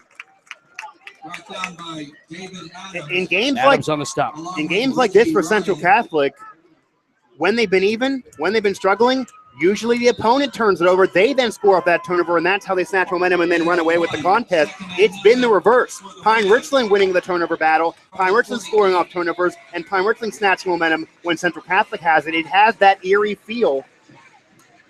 Far side completed to Gaston, and Central's defense swarming now. All over them. Adams, Glover. And if you look, they're not even sniffing DeMar Hamlin's side of the field. He almost had that pick 6 there, and they haven't even looked at him since. And that was the only time they really tested him. Hamlin's going up against Battaglia. Battaglia, a junior. Joe Tyndall on the far side, keeping his eye on Gaston. And this is a delayed handoff or delayed keeper by Danucci, and he'll fall out of bounds short of the 1st down sticks. And I think it might have been if Danucci would have been able to get out of the backfield untouched. He really had some good speed, but someone got a hand on him and slowed him down just a sec. It almost looked like it was turned over. It was a design play, but it almost looked like it was turned over on trying to swat it down and get the fumble. So 4th down and 5 from the Central 43-yard line, and I think they got Central to jump. You know, we entered the broadcast where Central Catholic's coaches, we don't care about penalties because we want to be aggressive. Well, false or defensive offside. Still, though, Central Catholic is, for such a championship caliber team, for a veteran team that plays so smart, and as a coach that's won a championship for WPIAL, for the state championship, and then learned under Coach Walker, Hall of Famer in the area, to have so many penalties like this in big games, it doesn't equate. And maybe that's going to be the Achilles heel for Central. It needs corrected. It just does. Well, they'll be – they got him again. And this is not good if you're a Central Catholic. You just gave them 10 free yards. Wow, they're in your territory. You cannot do that. And you already gave them yards that led to a touchdown on the opening drive of this game. Right. So you've already given them a touchdown off of penalties. Now they did the same thing for you, but hey, I don't care. I don't want to compound it. So it's 1st and 5 now from the Central 33-yard line. This has been a problem for both teams, by the way, tonight. Back to pass. They're going to float it out, and it is nearly picked off. Oh, he almost had the interception. That was Bryson Gardner trying to tip it to himself. And Gardner, what an athletic play to even get over there to break up that play. That was just a one-on-one fade route, and the safety got all the way over, and he almost came down with that one-handed. An overthrown ball, but if he was 7 feet tall, would have been intercepted. Right. But he was able to use his reach there from gym class to get almost a pick. Handed off at Slomka. Bottled up. And we got a flag, late flag. And you got to wonder what that's on. It came in very late. Like, so late it's not holding late, I'm thinking. Or you know what? Pine-Richland may have cut block. That could be a call. That flag usually comes in a little later. Well, Central Catholic's mind also has to be on this scoreboard in the time there. 3:30. They want to set themselves with the foot, getting the football back to close the half. Right. And it is a face mask anyway, so that would make sense for the late flag. I did not see it, I'm going to be honest. Personal foul, face mask penalty. That will see if we can see this on the replay. And you can see Coach Totten, Coach Capretta, they mind these penalties. They're beside themselves on the sideline. They mind these. Danucci slinging it over, completed to Everett. Open field, tackle, ball came loose, and they're going to say he was down. Everett was down, tackle applied by Hamlin, and if he was not down, David Adams would be in the end zone right now for a Central Catholic touchdown. He was down, though. His knee was down. Oh, yeah, he was clearly down, but would still like to see a little better ball security. For both teams. Hang on a second or two later.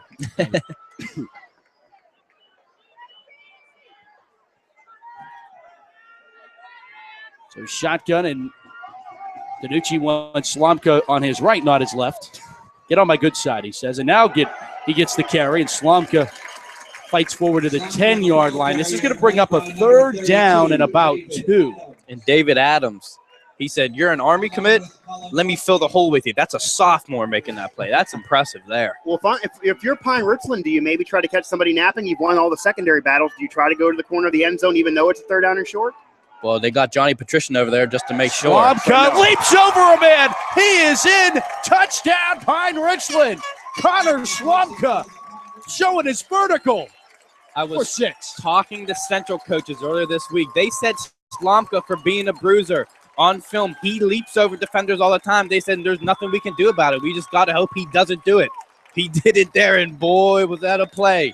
Well, Pine-Richland's not just a track team through the air with an aerial assault. That's a track star move to lead over defenders and run in the end zone as they sprint there. So Pine-Richland now gets the score on the ground as well. They're doing it all here, and Pine-Richland has been ever so impressive. This is something. Extra point is up and good.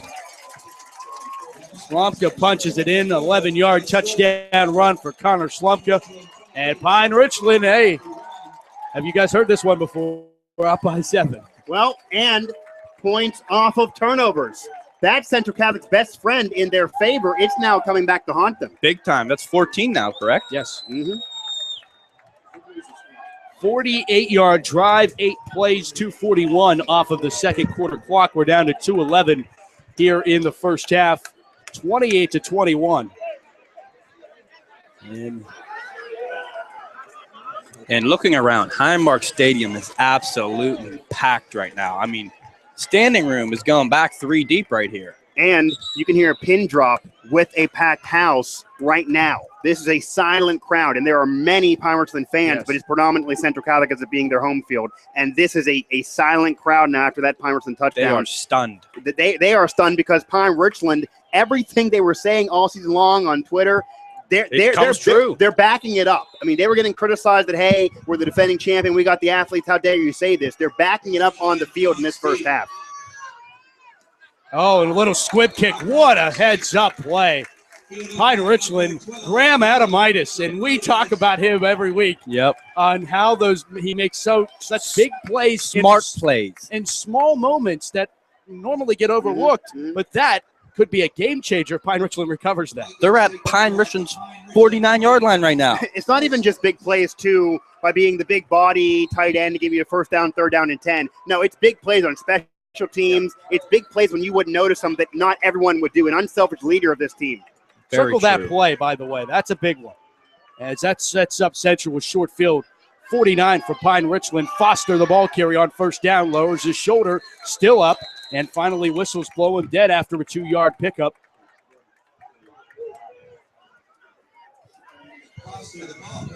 Michael Navarro back in at quarterback for. And they do like Navarro's arm, so I'm not surprised at this. They said he has very nice touch on the ball and has a great connection with the receivers. He knows the receivers better. He's played more with them. Yes. Trips out to the far side. Navarro rolls that way. He got pressure. Navarro trying to get rid of the football. He can't. He's pushed out of bounds. He will lose about 7 yards back into Central territory. And Central Catholic wants a flag there. That might have been out of bounds when the Pine-Richland defender hit him. Well, they give him only a loss of 2. So they give him to the 50-yard line. It looked like he was pushed out at about the 47, not the 50. Yeah. And if I'm Central Catholic, I don't even want a big play, really. I want to have this football to going into halftime, tie this game. I want it for the minute 30. I want a few plays, first downs, and then a touchdown. 3rd down and 11. It's Foster off the left side, and he's stopped after a 1-yard gain back to the Pine-Richland 49-yard line.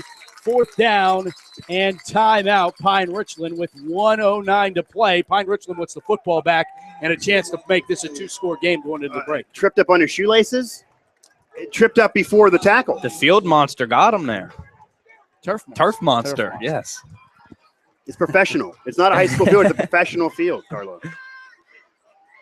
Oh, and you got to be happy if you're Pine-Richland right now. You are set up in the perfect thing. If they go up 2 possessions here before half, that's big. We've seen them one play be able to score a touchdown, and they have a lead. They've been winning a track meet. They've been winning wide receiver versus the secondary. They've been answering the punches. They've been winning the turnover battle, and they have the football here in the final minute of the half. I don't think this half could have gone any better for Pine-Richland. Yeah, they gave up 21 points, but they knew they were going to give up some points. Right. This is probably how they blueprinted this game, that, hey, we'll allow Central to score some. We aren't going to turn the football over. We're going to capitalize on their mistakes because they will make some. They're going to have some bad penalties. They've been making them all year, and we're going to be more explosive, and we're going to use our athletes, win those battles, and we're going to win this game. And it's hard for me to say that's not going to all be valid with what we see in the first half. It could change, though, in the second half. Central Catholic can make those adjustments. Well, let's see what Mitchell Maxura can do here from a special teams perspective. This is a perfect opportunity to see a coffin corner punt. Try to pin them deep. No pressure. Nice punt from Maxura. Fair catch being weighed for, and it is caught inside the 20-yard line at the 18. With 103, Pine-Richland with 2 timeouts. But you know what? If you're Pine-Richland, it'd be great to go up 2 scores, but it'd also be a terrible mistake to give Central Catholic a turnover and an opportunity to go down if they could take it off the turnover and score, or put them in really good field position and be able to punch this one in. They have to make sure, at worst, they're still up 7-0. Right. They have to roll the dice here, but they got to keep a few chips in their back pocket. And you might see more running than normal on a possession because they've been able to move the football while running, and then that way they can be more careful with it and make sure they don't turn it over. Danucci from the gun. Slomka, the side Carter was right. Trips out to the far side that way as well. Play action to Slomka. Danucci, plenty of time. Over the middle of the field. It is caught. Shake off a man. And finally brought down. That was Mike Murhut on the reception. And he is brought down.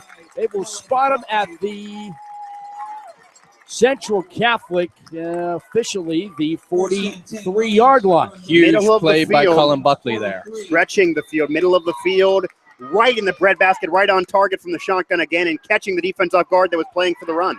39-yard pass and catch.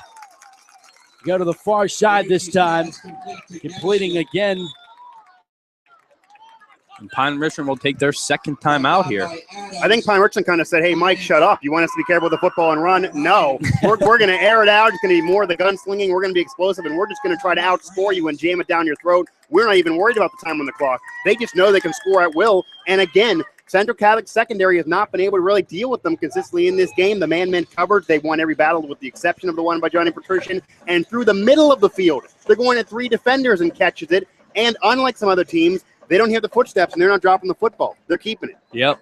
And another thing to note, Pine-Richland's kicker has a leg. He can hit a 50-yarder if he has to. So that's another thing to look for here. Pine-Richland did call their second timeout.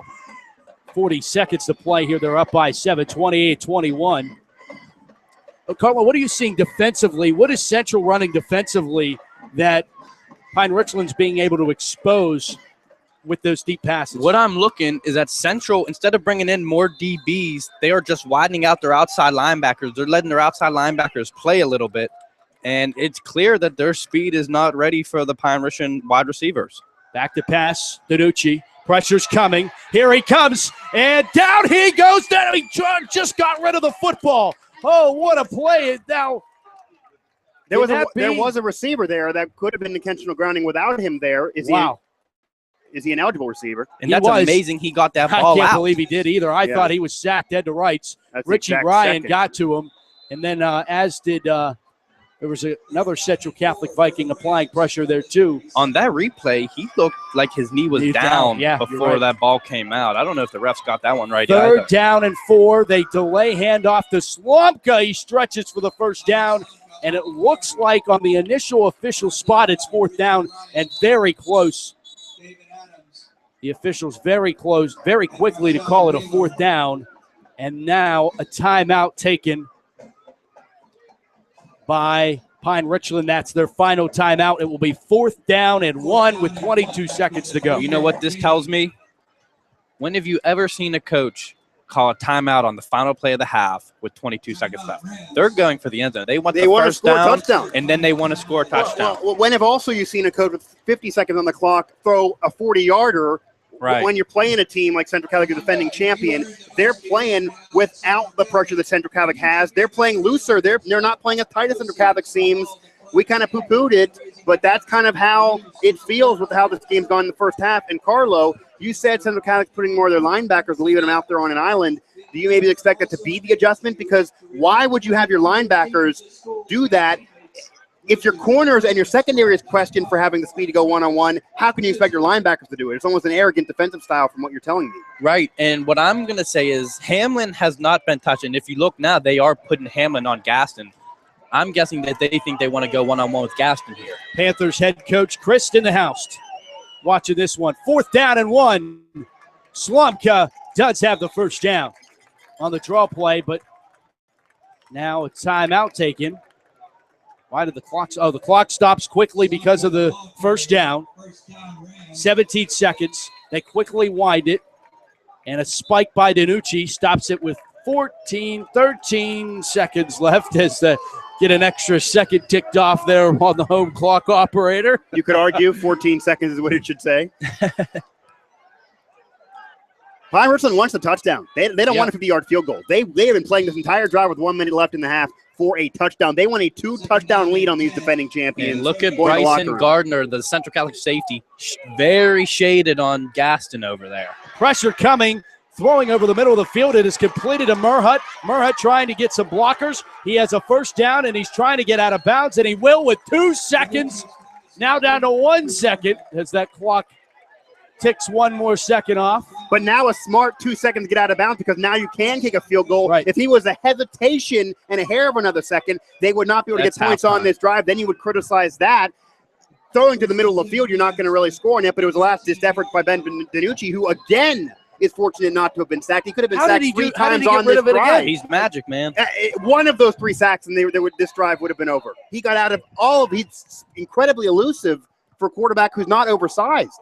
Timeout Central as Napotnik comes on for this field goal attempt with 1 second to go. In Pine-Richland attempting to go up by 2 scores here before they head into the break.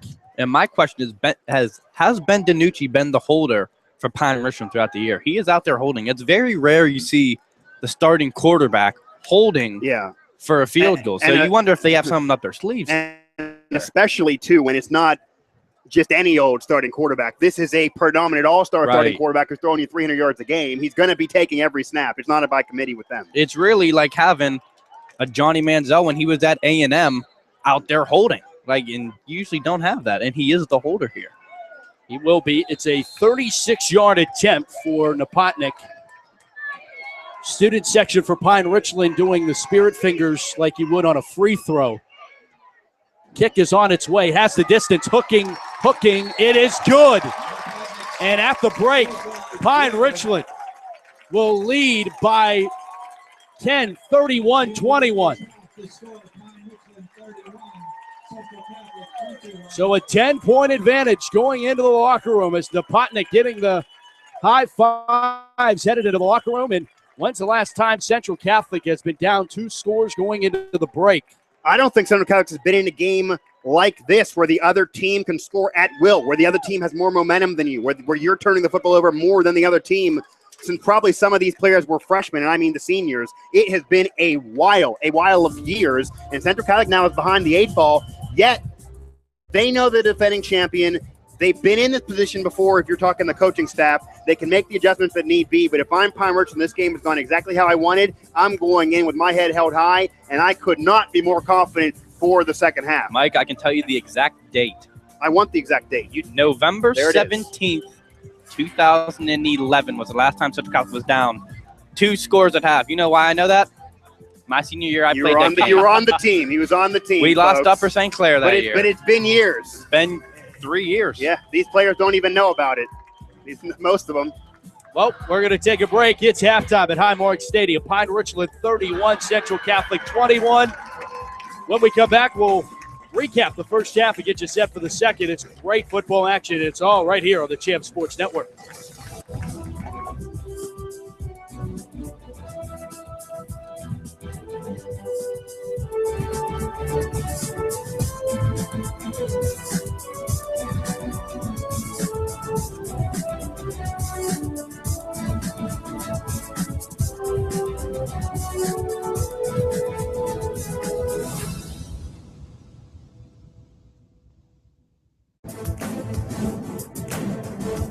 Hi, I'm Charlie Batch from the Best of the Batch Foundation. Follow your favorite WPIAL team anywhere you go this season. The Champ Sports Network mobile app from iPhone or Android, powered by Sport Engine. Just research Sport NGIN on your app store and get access to scores, standing, and stats. Even upload pictures and videos. Sports Engine app from Champ Sports Network. Champions play here.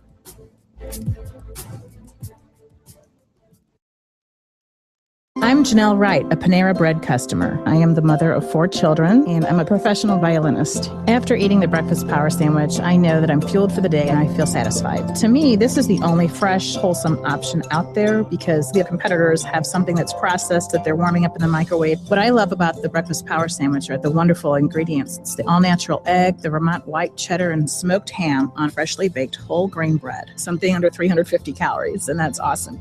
Panera Bread, make today better. My name is Dale Pazinski, and this is how I live United. I volunteer with United Way, helping the homeless in my community by teaching computer skills and helping them build a basic resume to save on their very own USB drive.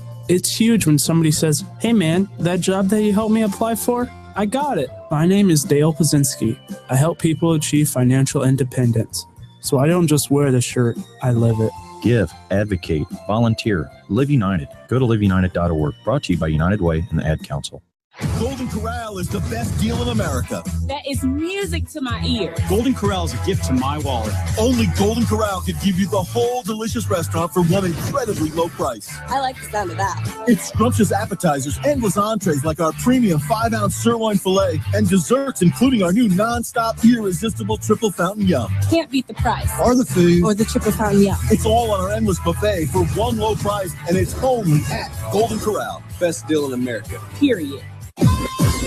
I have a lot to prove. Looking for promotional products? JR Advertising has been building relationships and creating quality solutions for customers for over 30 years. We're excited to devise solutions to your marketing, promotion, and recognition challenges. Whether you're looking for a specific item or just browsing for ideas, our site is your one-stop shopping source. Visit us online at jradspec.com for more information. That's jradspec.com. JR Advertising. We don't compete, we create.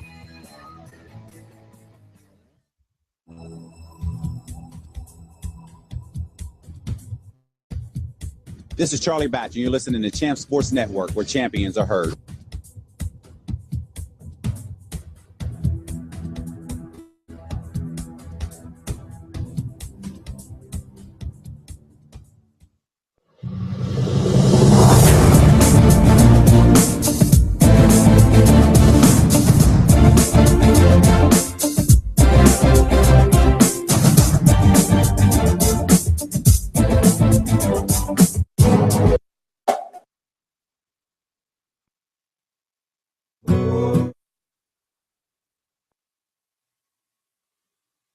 I'm Scott Davis, the head of Panera Bread's culinary team, and I want to tell you about our new spinach power salad. The idea behind this salad is to give you sustainable energy to get you through the day. We started with baby spinach. Can't get better than that for a green. Roasted mushrooms, take some olive oil, you season them up, heat them over the fire real hot, caramelize them, add a hard-boiled egg to that, a little applewood smoked bacon, great smoky Vidalia onion vinaigrette that we created, and you top it off with some frizzled onions just for some fun. The new spinach power salad, only at Panera Bread. And don't forget Panera for all your catering needs. This is Charlie Batch, and you're listening to Football on Champ Sports Network.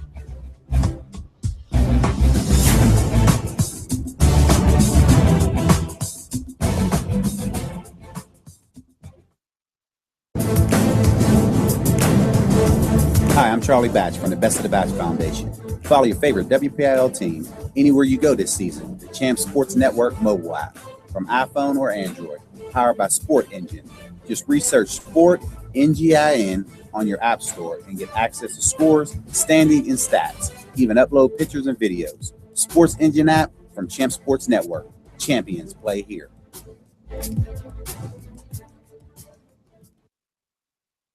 I'm Janelle Wright, a Panera Bread customer. I am the mother of 4 children, and I'm a professional violinist. After eating the breakfast power sandwich, I know that I'm fueled for the day and I feel satisfied. To me, this is the only fresh, wholesome option out there because the competitors have something that's processed that they're warming up in the microwave. What I love about the breakfast power sandwich are the wonderful ingredients. It's the all-natural egg, the Vermont white cheddar, and smoked ham on freshly baked whole grain bread. Something under 350 calories, and that's awesome. Panera Bread, make today better. My name is Dale Pazinski, and this is how I live united. I volunteer with United Way, helping the homeless in my community by teaching computer skills and helping them build a basic resume to save on their very own USB drive. It's huge when somebody says, "Hey man, that job that you helped me apply for, I got it." My name is Dale Pazinski. I help people achieve financial independence. So I don't just wear the shirt, I live it. Give, advocate, volunteer, live united. Go to liveunited.org. Brought to you by United Way and the Ad Council.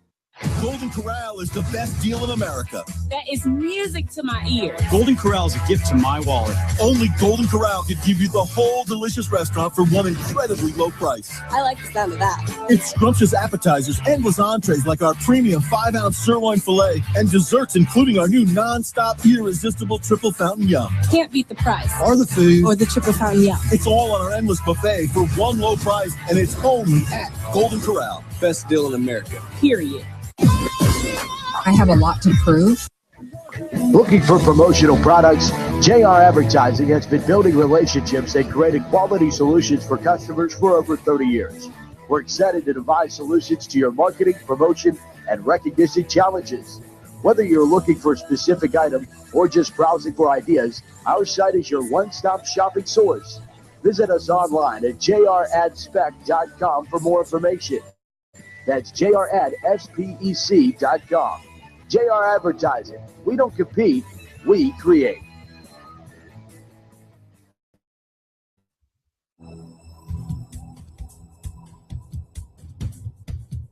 This is Charlie Batch, and you're listening to Champ Sports Network, where champions are heard.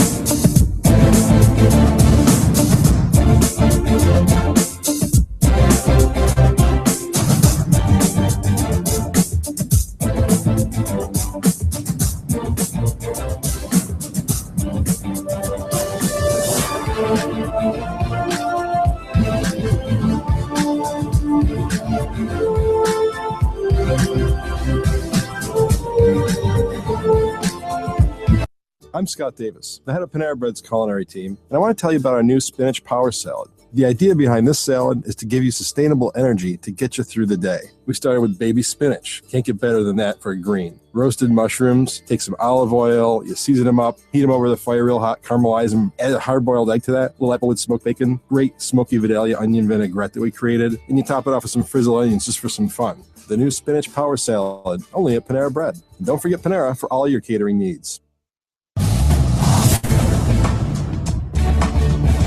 This is Charlie Batch, and you're listening to High School Football on Champs Sports Network.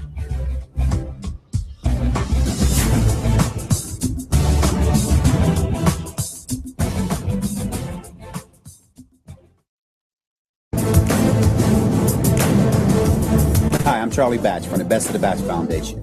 Follow your favorite WPIAL team anywhere you go this season. The Champs Sports Network mobile app from iPhone or Android, powered by Sport Engine.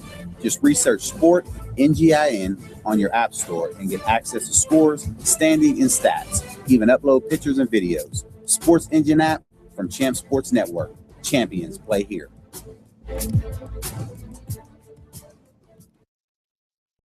I'm Janelle Wright, a Panera Bread customer. I am the mother of 4 children, and I'm a professional violinist. After eating the breakfast power sandwich, I know that I'm fueled for the day and I feel satisfied. To me, this is the only fresh, wholesome option out there because the competitors have something that's processed that they're warming up in the microwave. What I love about the breakfast power sandwich are the wonderful ingredients. It's the all-natural egg, the Vermont white cheddar, and smoked ham on freshly baked whole grain bread. Something under 350 calories, and that's awesome. Panera Bread, make today better. My name is Dale Pazinski, and this is how I live united. I volunteer with United Way, helping the homeless in my community by teaching computer skills and helping them build a basic resume to save on their very own USB drive. It's huge when somebody says, "Hey man, that job that you helped me apply for, I got it." My name is Dale Pazinski. I help people achieve financial independence. So I don't just wear the shirt, I live it. Give, advocate, volunteer. Live United. Go to liveunited.org. Brought to you by United Way and the Ad Council. Golden Corral is the best deal in America. That is music to my ears. Golden Corral is a gift to my wallet. Only Golden Corral can give you the whole delicious restaurant for one incredibly low price. I like the sound of that. It's scrumptious appetizers, endless entrees like our premium 5-ounce sirloin filet, and desserts including our new non-stop irresistible triple fountain yum. Can't beat the price. Or the food. Or the triple fountain yum. It's all on our endless buffet for one low price, and it's only at Golden Corral. Best deal in America. Period. I have a lot to prove. Looking for promotional products? JR Advertising has been building relationships and creating quality solutions for customers for over 30 years. We're excited to devise solutions to your marketing, promotion, and recognition challenges. Whether you're looking for a specific item or just browsing for ideas, our site is your one-stop shopping source. Visit us online at jradspec.com for more information. That's jradspec.com. JR Advertising. We don't compete, we create.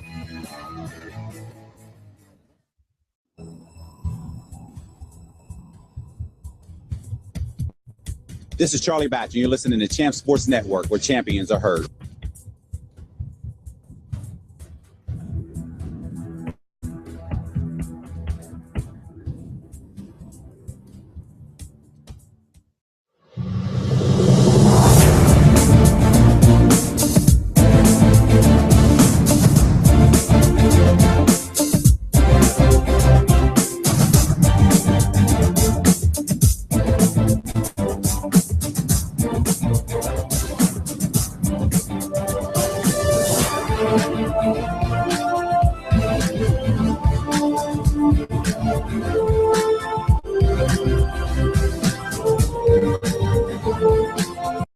I'm Scott Davis, the head of Panera Bread's culinary team, and I want to tell you about our new spinach power salad. The idea behind this salad is to give you sustainable energy to get you through the day. We started with baby spinach. Can't get better than that for a green. Roasted mushrooms, take some olive oil, you season them up, heat them over the fire real hot, caramelize them, add a hard-boiled egg to that, a little applewood smoked bacon, great smoky Vidalia onion vinaigrette that we created, and you top it off with some frizzled onions just for some fun. The new spinach power salad, only at Panera Bread. And don't forget Panera for all your catering needs.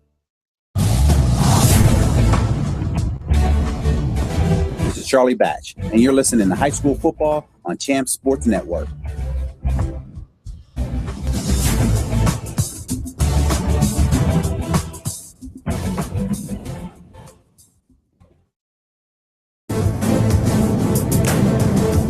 Hi, I'm Charlie Batch from the Best of the Batch Foundation. Follow your favorite WPIAL team anywhere you go this season. The Champs Sports Network mobile app from iPhone or Android, powered by Sport Engine. Just research Sport NGIN on your app store and get access to scores, standing, and stats. Even upload pictures and videos. Sports Engine app from Champs Sports Network.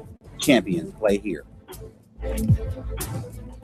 I'm Janelle Wright, a Panera Bread customer. I am the mother of 4 children, and I'm a professional violinist. After eating the breakfast power sandwich, I know that I'm fueled for the day and I feel satisfied. To me, this is the only fresh, wholesome option out there because the competitors have something that's processed that they're warming up. What I love about the breakfast power sandwich are the wonderful ingredients. It's the all-natural egg, the Vermont white cheddar, and smoked ham on freshly baked whole grain bread. Something under 350 calories, and that's awesome. Panera Bread, make today better. My name is Dale Pazinski, and this is how I live united. I volunteer with United Way, helping the homeless in my community by teaching computer skills and helping them build a basic resume to save on their very own USB drive. It's huge when somebody says, "Hey man, that job that you helped me apply for, I got it." My name is Dale Pazinski. I help people achieve financial independence. So I don't just wear the shirt, I live it. Give, advocate, volunteer, Live United. Go to liveunited.org. Brought to you by United Way and the Ad Council. Golden Corral is the best deal in America. That is music to my ears. Golden Corral is a gift to my wallet. Only Golden Corral can give you the whole delicious restaurant for one incredibly low price. I like the sound of that. It's scrumptious appetizers, endless entrees like our premium 5-ounce sirloin filet, and desserts including our new non-stop irresistible triple fountain yum. Can't beat the price. Or the food. Or the triple fountain yum. It's all on our endless buffet for one low price, and it's only at Golden Corral. Best deal in America. Period. I have a lot to prove.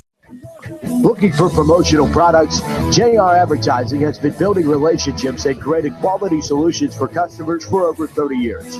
We're excited to devise solutions to your marketing, promotion, and recognition challenges. Whether you're looking for a specific item or just browsing for ideas, our site is your one-stop shopping source. Visit us online at jradspec.com for more information. That's jradspec.com. JR Advertising. We don't compete, we create.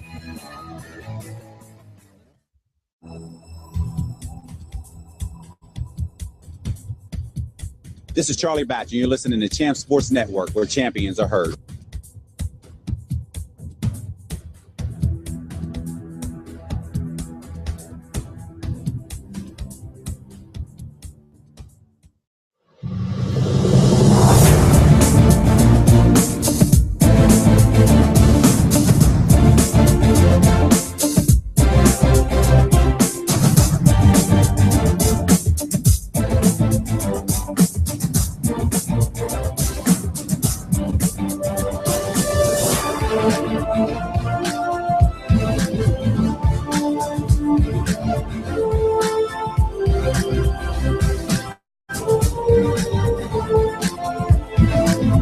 I'm Scott Davis, the head of Panera Bread's culinary team, and I want to tell you about our new spinach power salad. The idea behind this salad is to give you sustainable energy to get you through the day. We started with baby spinach. Can't get better than that for a green. Roasted mushrooms, take some olive oil, you season them up, heat them over the fire real hot, caramelize them, add a hard-boiled egg to that, a little applewood smoked bacon, great smoky Vidalia onion vinaigrette that we created, and you top it off with some frizzled onions just for some fun. The new spinach power salad, only at Panera Bread. And don't forget Panera for all your catering needs.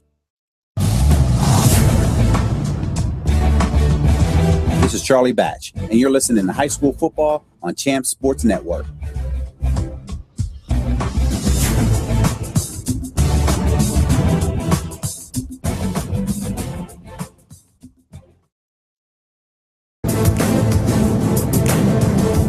Hi, I'm Charlie Batch from the Best of the Batch Foundation. Follow your favorite WPIAL team anywhere you go this season. The Champs Sports Network mobile app from iPhone or Android, powered by Sport Engine.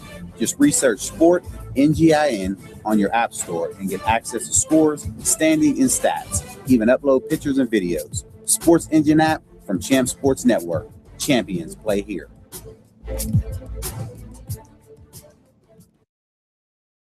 I'm Janelle Wright, a Panera Bread customer. I am the mother of 4 children, and I'm a professional violinist. After eating the breakfast power sandwich, I know that I'm fueled for the day and I feel satisfied. To me, this is the only fresh, wholesome option out there because the competitors have something that's processed that they're warming up in the microwave. What I love about the breakfast power sandwich are the wonderful ingredients. It's the all-natural egg, the Vermont white cheddar, and smoked ham on freshly baked whole grain bread. Something under 350 calories, and that's awesome. Panera Bread, make today better. My name is Dale Pazinski, and this is how I live United. I volunteer with United Way, helping the homeless in my community by teaching computer skills and helping them build a basic resume to save on their very own USB drive. It's huge when somebody says, "Hey man, that job that you helped me apply for, I got it." My name is Dale Pazinski. I help people achieve financial independence. So I don't just wear the shirt, I live it. Give, advocate, volunteer, Live United. Go to liveunited.org. Brought to you by United Way and the Ad Council. Golden Corral is the best deal in America. That is music to my ears. Golden Corral is a gift to my wallet. Only Golden Corral could give you the whole delicious restaurant for one incredibly low price. I like the sound of that. It's scrumptious appetizers, endless entrees like our premium 5-ounce sirloin filet, and desserts including our new non-stop irresistible triple fountain yum. Can't beat the price. Or the food. Or the triple fountain yum. It's all on our endless buffet for one low price, and it's only at Golden Corral. Best deal in America. Period. I have a lot to prove. Looking for promotional products? JR Advertising has been building relationships and creating quality solutions for customers for over 30 years. We're excited to devise solutions to your marketing, promotion, and recognition challenges. Whether you're looking for a specific item or just browsing for ideas, our site is your one-stop shopping source. Visit us online at jradspec.com for more information. That's jradspec.com. JR Advertising. We don't compete, we create.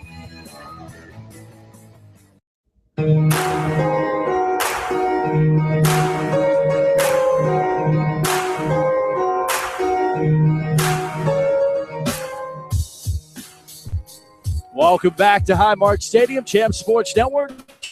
High school football presentation of Week 8. We do have championship fever as Pine-Richland now leads Central Catholic 31-21 at the break, back alongside the men who can't give enough of an introduction to Mike Osti and Al Lesh. I'm Matt Fargo. Pull up a chair. And, oh, you're there. Oh, wait. And Al Lesh not even on the air and gets an introduction. That is not even on the air and gets an introduction. That is messed up. What? Oh, did I? Oh, I'm sorry. Carlos Opto. Oh, you know what, though, Matt? We're like the New York Yankees of this. We don't need names in the back of our jerseys. They already know who we are. This is what you need to learn. You're still young at this. What behind the ears, Carlo? We got some veterans in. We'll see also the difference, too. Matt in his sleep probably says, and this is Mike Osti. You've done it so many times. You probably got it for Mike Osti. This is Matt Fargo. Good night. When I call games with Al a lot, he calls me Brian because he calls so many games with Brian Fadley. But has there ever been a trip up where you've called Josh or Al Mike? I feel like you have. I don't think so, no. One day it's going to happen. I don't think so. I don't think I could ever mistake Josh Taylor for you. No, we're polar opposites, but we're both gems in our own right. So, yeah, some gems brighter than others. well, talking about football, welcome back. What a football game this has been for 24 minutes. This has been spectacular action. Pine-Richland, the opening drive of the game, 75-yard drive, 8 plays. They go up 7-0 on a 10-yard Danucci run.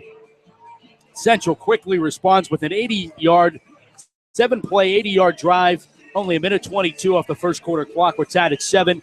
Pine-Richland, they respond in the first quarter with a 6-yard Slomka run, 51-yard drive encompassing 7 plays.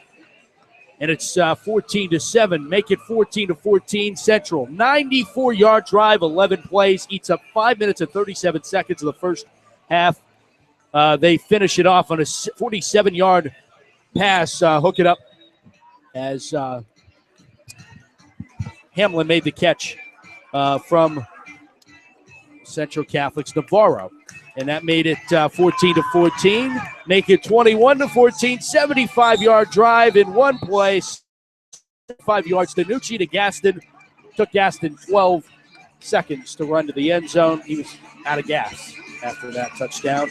54-yard drive, 3 plays. Minute 45, Central Catholic responds with a 48-yard run by Grant Foster. 21-21.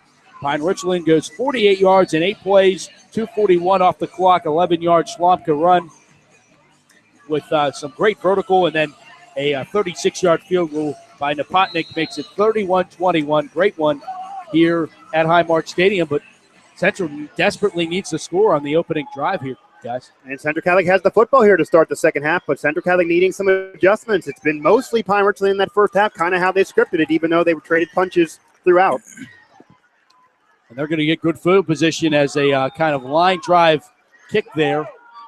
And Emmanuel on the return, and he got it up to the 43-yard line. That's where the Central Catholic offense, and Michael Navarro returns in at quarterback after sitting out the last 2 series. And Emmanuel is a name we haven't seen much tonight. He had a large bulk of the carries earlier in the season. We haven't been seeing a lot of him tonight. Foster lines up as the back that dots the I. Totten the fullback, Navarro under center. Foster gets the call right up the middle. Foster to the 50-yard line. That's an 8-yard pickup on first down to the midfield stripe. Foster running very hard tonight. He's looking impressive. And he has run harder, I think, after he fumbled.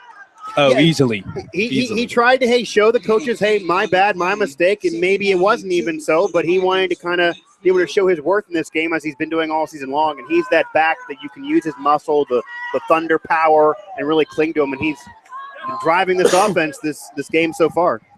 Seconds added 2. Long count by Navarro. Give again to Foster. He'll try to bounce it to the outside. He has a Central first down. Chasing him down was Joe Lieberman. But not before the Vikings are able to move the sticks and get it into Ram territory to the 46-yard line. And that's a few straight plays there where Central's ground and pounding it. They haven't been lining up in the shotgun. They haven't been doing the spread. You got to wonder if they're changing their pace to their game this half. Well, this is the short routes, the screen passes. Michael Navarro, when he's under center, this is the methodical offense they've been running the last few weeks. Hey, handed up on the fullback dive. It's Brian Totten. And what is going on the board right now? Did you guys catch that? I missed it. It was the wrong feed, put it that way. Yeah, Definitely the wrong feed. It's a couple times been the wrong feed, and if it's been the right feed, it's been a few seconds delayed. Nothing football related was happening on the screen right there. In other news, Totten goes for 9 yards. And extends himself again. Second down and 2. So they give him 8 officially from the 38. Foster again the carry. Got tripped up, kept his feet, got the 30, 25, makes another man miss, 15, 10. He's going all the way. Grant Foster, touchdown. Pittsburgh Central Catholic, 38 yards for the Viking touchdown. And you hit the nail right on the head. As soon as he fumbled, he looks like a complete different back. He is trying to take control of this game, and he is looking great right now for yet another touchdown for Grant Foster and the Vikes. And Central Catholic gets momentum now to begin the second half. Normally they want a methodical drive to take them off the clock. To begin the second half, they wanted a quick strike. They wanted to lay the smack down to be open up that second half. And who better to do it than Grant Foster through the middle and to the outside and then in the end zone. He did it all in the entire drive. Another touchdown for him, more fantasy-style points. And Central Catholic now one possession away as they get that 4th touchdown. And I tell you what, Grant Foster, 3rd touchdown tonight. That's, by the way, it's Damon Grant Foster. We've been calling him Grant all season long. Damon, his actual first name, Grant, his middle name. But teachers, I believe, don't call him Damon either. So okay, so he likes this is Grant. Universal, okay. I believe. My middle name is I learned Anthony. that. Mine is Joseph, Matt. What's that? We're giving our middle names on the broadcast if you'd like to share. Oh, Glacia. Oh, that's interesting. That's off the cuff and different. Joseph Go and find Anthony. another Glacia. Can you spell it? Glassio. I think he can spell his own I put him on the spot, you know. He can spell his own middle name. Yes. Other words. And maybe oh, not by the his own way, middle it's name. the parent company of the Champ Sports Network. Just Oh. don't like to tell, don't like to brag too much. Well, Foster, 3 touchdowns, what I was getting at there. Foster 3 touchdowns, now 15 on the year. And that is impressive, especially for a running back by committee that Central has been doing. Well, he's kind of been that running back that said, hey, I'm the 1A. I'm the main running back. I want more of the yards. Normally, though, the back with more of the yards and the back by committee does not get the touchdowns. He's still getting the explanation points and the touchdowns. And unlike the beginning of the year, it's not 1 or 2 yard runs on special teams and field position. No, it's the entire field. He's giving you a big game. He's dragging Gaston. Gaston avoids the first line of defenders, 25-30. And across the 30 and finally gets pushed down. It was Ronnie Jones who said, that's enough of that. And that was a great open field tackle by Ronnie Jones there. Gaston had some room. As talented as Ronnie Jones is on offense and as a weapon he is on offense, I've seen several tackles in open field and open space by himself. He's one of the better one-on-one open space, legally able to tackle you from the entire team, defense, offense, or special teams. And we have a Central player down. Looks like Alex Porco. Can't see the number from where I am. I think it's 46. Yeah, 48 or 48 is 48. 48. Those New Jerseys, the 6s and 8s are so close. Everyone this season, not just Pittsburgh Central Catholic, changing jerseys, changing 46. It is 46 in Porco. He's a senior. He's been going at the second line of defender all night, him and the Pine-Richland guy on every kickoff, and they've been hitting hard. I mean, I've been watching them, and I'm not surprised one of them got stung a little bit there. These teams both, and Central Catholic always has this mentality, but these teams both, they want turnovers. They want turnovers on a return. They want turnovers on a catch. They want these teams to turn the football over, and Pine-Richland has forced a few from Central, not yet vice versa. Well, as we await training staff right now tending to Porco. And this is no cramp. No. This might be serious. Yeah, now you're getting the coach going over there. Medical staffs for both teams now. And Central Catholic's players to one knee, Pine-Richland players not to a knee, but in silence. And this whole place is right now dead silent. He's moving around, so that is good. He's up. He is up. Alex Porco leads the injured Vikings. And it looks like a leg injury, and it looked fairly serious. Yeah, he's needing assistance to get off the field, and trainers are still not sure how to do that. And he's being helped by. And this might be a long walk off. He's all the way on the opposite end side. He is. A little bit of weight is being put on both feet, but it's very ginger. It's very. And you're even seeing some teammates coming over to maybe lend their hand. This definitely is going to be a long walk, and it does appear more than a cramp and potentially a serious injury. So you hate to see that on senior night from a senior in a game like this, a classic game, to be kind of stained by this, and for the kid to have maybe his season go out this way, since we're towards the end of the season. And serious injuries now could wipe out 2014 for you. So a very lengthy walk is he is getting escorted off, and I want to say I'm no doctor, and then I don't play one on the radio either, but being able to see him put some weight on both feet. That's good. It should be good. This does also act as a de facto timeout for both teams who were tired out in that first half, showed kind of some lagging hands on their shoulders on defense. It does. Here we go again with it. This is what was playing earlier, guys. It's a commercial there in the middle of the Vikings. What in the world and is the that? game? It's a nice commercial. For those listening, they are the little kids screaming on the Jumbotron. Gave you the Little Rascals. It might be. All right. After the injury, we resume play. First down and 10 for Pine-Richland. 10 minutes to play here in the third.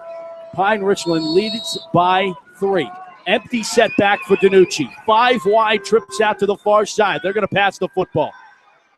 Little out route completed here to the near side.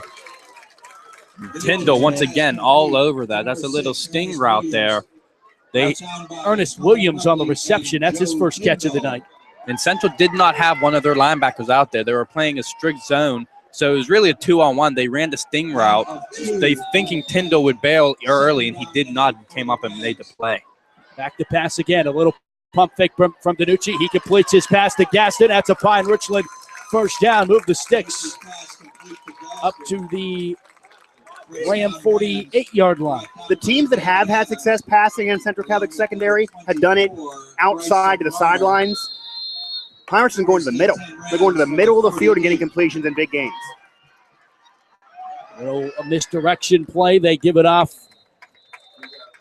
to Slomka. And here's something we have not seen since the first quarter, and it's been working. Expect Ben DiNucci to pull on this read option real quick and tuck it and go for a big chunk of yards. They're setting it up right now. And that was a touchdown. Yeah. The first touchdown on it from his legs in the first quarter.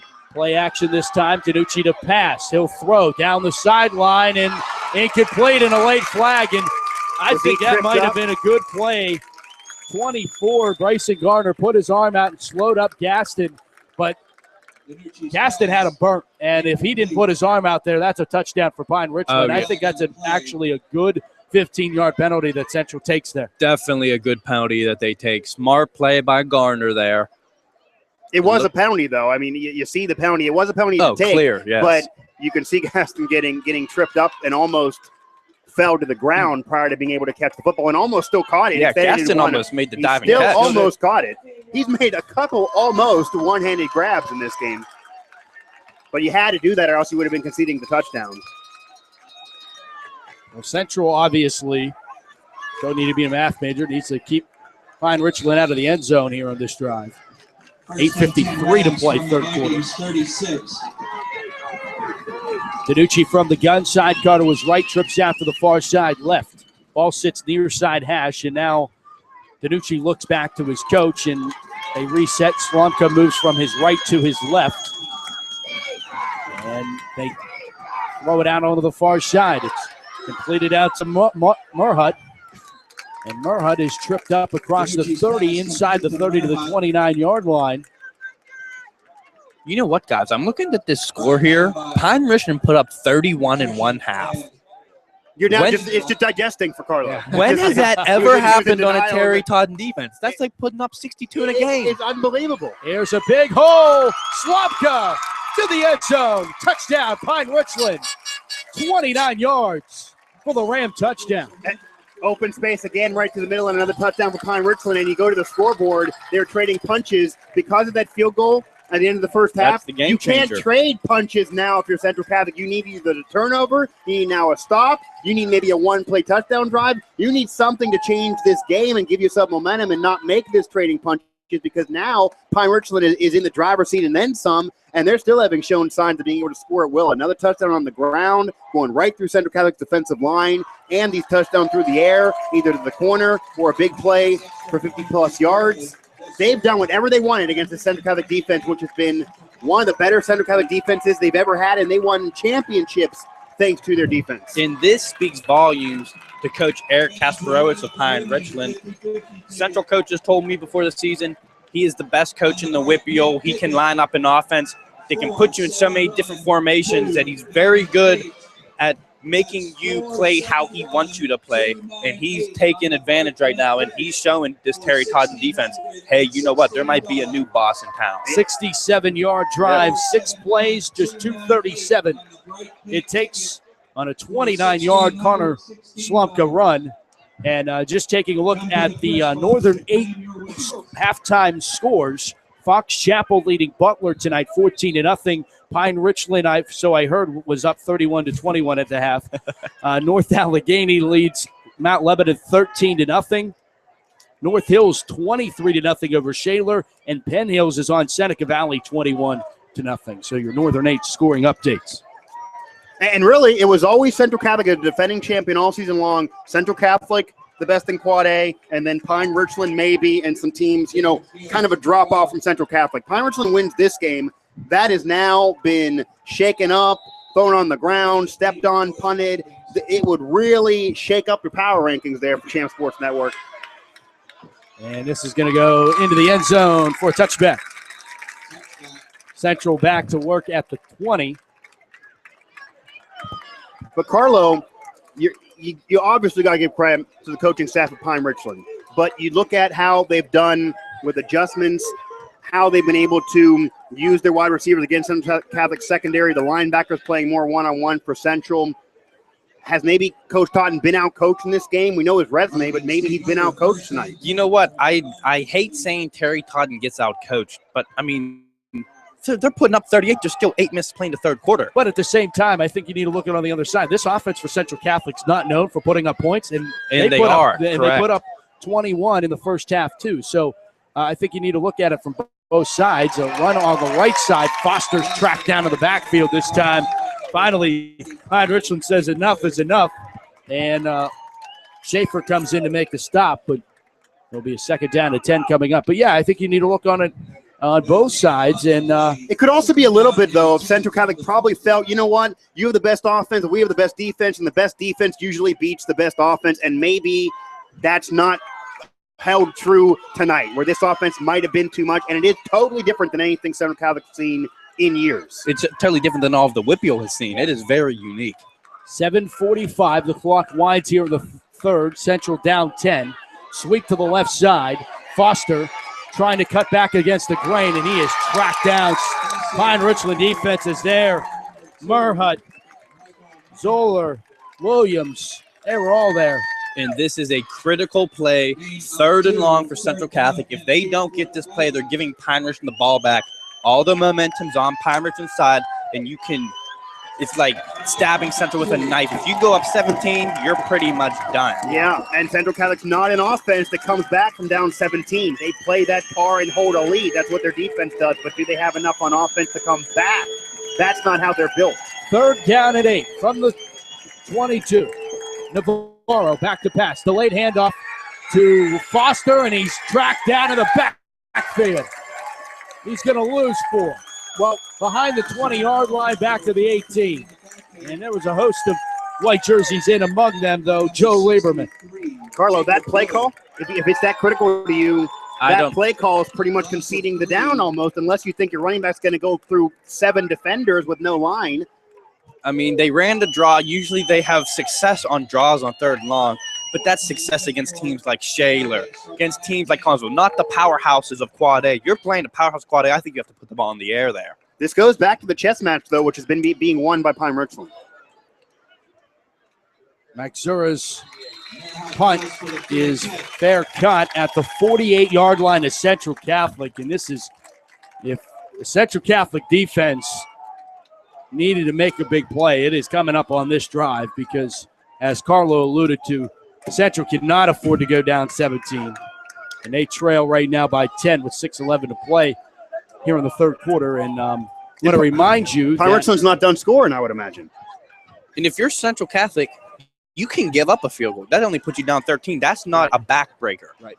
You know, obviously they're playing to stop them. But if you give up a field goal, you got to be feeling a little bit confident. That's the first time you really held Pine-Richland's offense because when they did kick the field goal, it was because of the half. Now, here's something for you, Matt.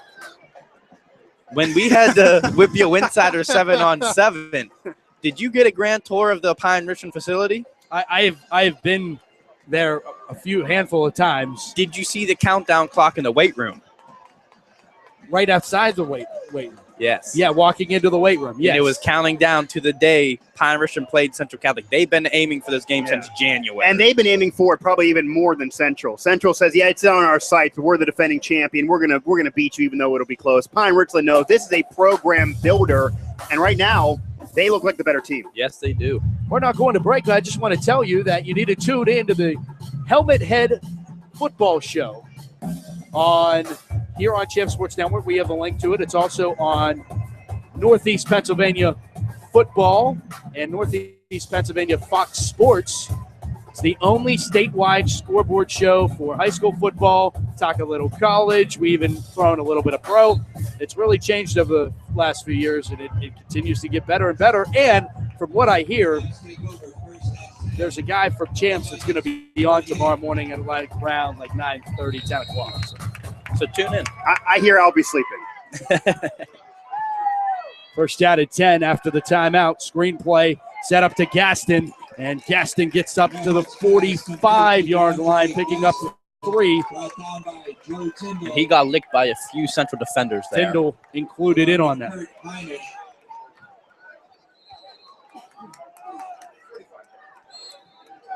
Injury timeout. Tyndall He got a little stinger there. Yeah.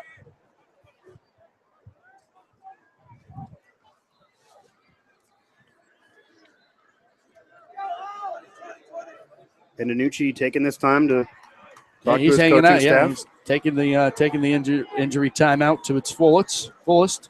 You saw Danucci after that big stop on third down last drive for Central Catholic's offense, and he was very fired up, knowing what he can do on this drive and really put this game out of reach.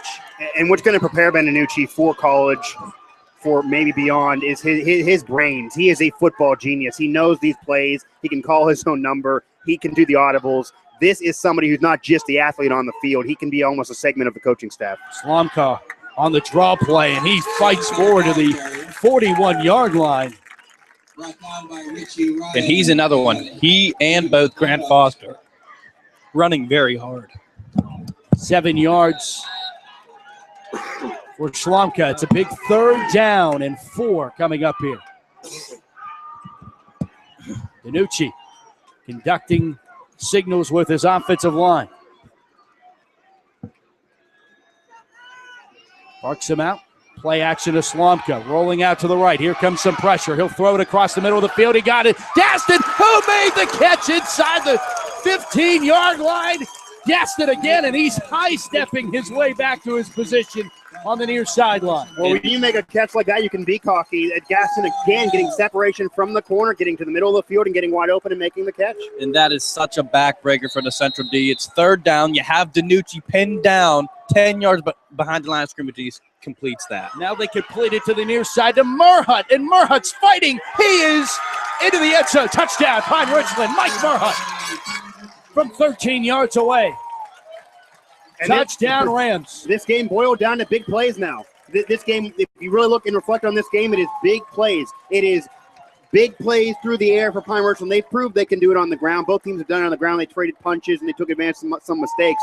But big plays at just important times. Central Catholic thinks they get a stop, then a big play there to set up a touchdown. They're backbreakers. That's what they are. Extra point is on its way and good. 4:36 to play. And right now, the number 11 team in the state of Pennsylvania is defeating the number 17 in the state of Pennsylvania, according to Max Preps. It is 1-2 in Class Quad A in the WPIAL. And right now, Pine-Richland is making a statement that not only is being heard around the WPIAL, if this holds up, Carlo, it's being heard around the state. You know what? St. Joe's Prep might want to start because this looks like a team that can go the distance right now. And that's what Central Catholic did. Over a decade ago, when Central Catholic was building themselves up to be the dynasty they became, St. Joe's Prep looked them. They played St. Joe's Prep before the 2004 undefeated state championship season with Eugene Jarvis and crew. And maybe Pine-Richland will be the selected team from Western Pennsylvania because they sure showed to be the best team right now in Quad A from Western Pennsylvania. And Max Prep's getting their money's worth as the top 10 game in the country tonight. But Central Catholic has so far been outwilled, a little bit outcoached, and the talent and the athletes might be edging Pine-Richland as well. As this kick gets blown dead. Looks like an offsides on Pine-Richland. Don't see that every day. No, you do not. You know, it's not like Central Catholic's played awful in this game either, but what they've been able to take advantage of to make up for any hiccups the rest of the season and even in past years, it's not been able to be done in this game because Pine-Richland is so good. We knew how good Pine-Richland is, but Matt, is Pine-Richland even better than you knew they were? I mean, you were grading these teams, you know about all these teams, but has Pine-Richland even showed you that maybe I actually even underestimated them a little bit? I think you knew what they could do offensively, but I think the jury was only just still out on them because they hadn't played that high caliber team. You know, you look, even for Central Catholic, you could say the same thing. You really didn't know how great Central Catholic was this year. You knew they were the defending champion, but just looking at their body of work this year for both teams, coming into tonight, they hadn't played really. The best game for both of these teams was North Hills. Right. Yeah, because North Allegheny is not who they used to be. No. For now, at least. No, for now, Coach Ark Walker, I am definitely have all the confidence in the world that they will be winning a championship in the next few years. That's kind of he eventually will get another one. Well, that one went out of the back of the end zone, so Central to take over 1st and 10 at the 20. Central's not out of this. There's a ton of time left. No, you got to score. Now you have to score, and now you're going to rely. Now you got Gunnar Farad coming back in at quarterback. So I think a bit of it, too, is now Pine-Richland can play loose and Central Catholic playing tight, and we've seen that all game long. And you go into the game with Central Catholic being the defending champion, being the team with the tradition. If they would have won this game, they're supposed to. If they lose, then they prove that maybe they're not the best team.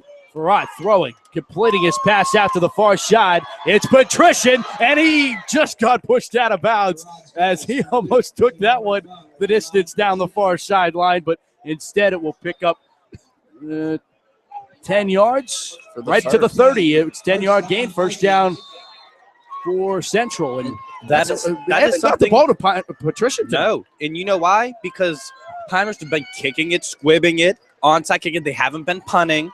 They've been doing pooch punts. Patrician, he makes his plays on special teams and he makes his plays on defense, and they have taken him out of the game. But he's not even got as many snaps in on offense as he usually does. Which I also find interesting. I don't know why. Foster gets the carry, picking up 3 on first down. Now, Mike, would it be wrong for me to say this is an untested Central offense? No, it would not be wrong because, again, the only test they really had was North Hills. North Allegheny is not who they've been in the past. They've had their defense to bail them out. And they've had their defense to bail them out. And if not their defense bailing them out, it's special teams has bailed them out with field position, and the offense the first 4 weeks of the season was starting at the 20-yard line at worst case scenario. 2nd and 7 after the gain of 3. Play action. Farad rolling out. It's a designed keeper, and he gets smothered. So no gain on the play. Might lose one. Again, though, if your offense is not yet tested, and why not, again, when you have the best athlete on the field, have him at least in the game on those plays, because maybe he could be a decoy or he'll command double coverage. Because even if you say he'll get double coverage and he can't do as much as he usually does, okay, then he'll have double coverage, which means somebody else will be open. Right. And just looking at the Central sideline, this team looks broken right now. They look out. 3rd down and 7, and a big 3rd down. Farad from under center, rolling out. Got a lot of open pasture here, and he's going to take off and run with it, knowing he can try to get the first down. He does. Great heads-up play by Gunnar Farad to take off and run with the football, get the first down, live to fight another day, and get a fresh set of downs, and he does that, picking up the first. And did you see Johnny Patrician, instead of blocking, break for the streak? Had him and Farad been on the same page, that might have went for a touchdown there instead of a first down. But as much as Gunnar Farad's played well in this series, him and Michael Navarro give you almost the same type of quarterback, and he has the chemistry. Again, maybe Michael Navarro should be playing every single possession in a game like this. 10-yard run for Farad, quick hitter to Totten. And Brian Totten plunges over the 45 to the 46-yard line.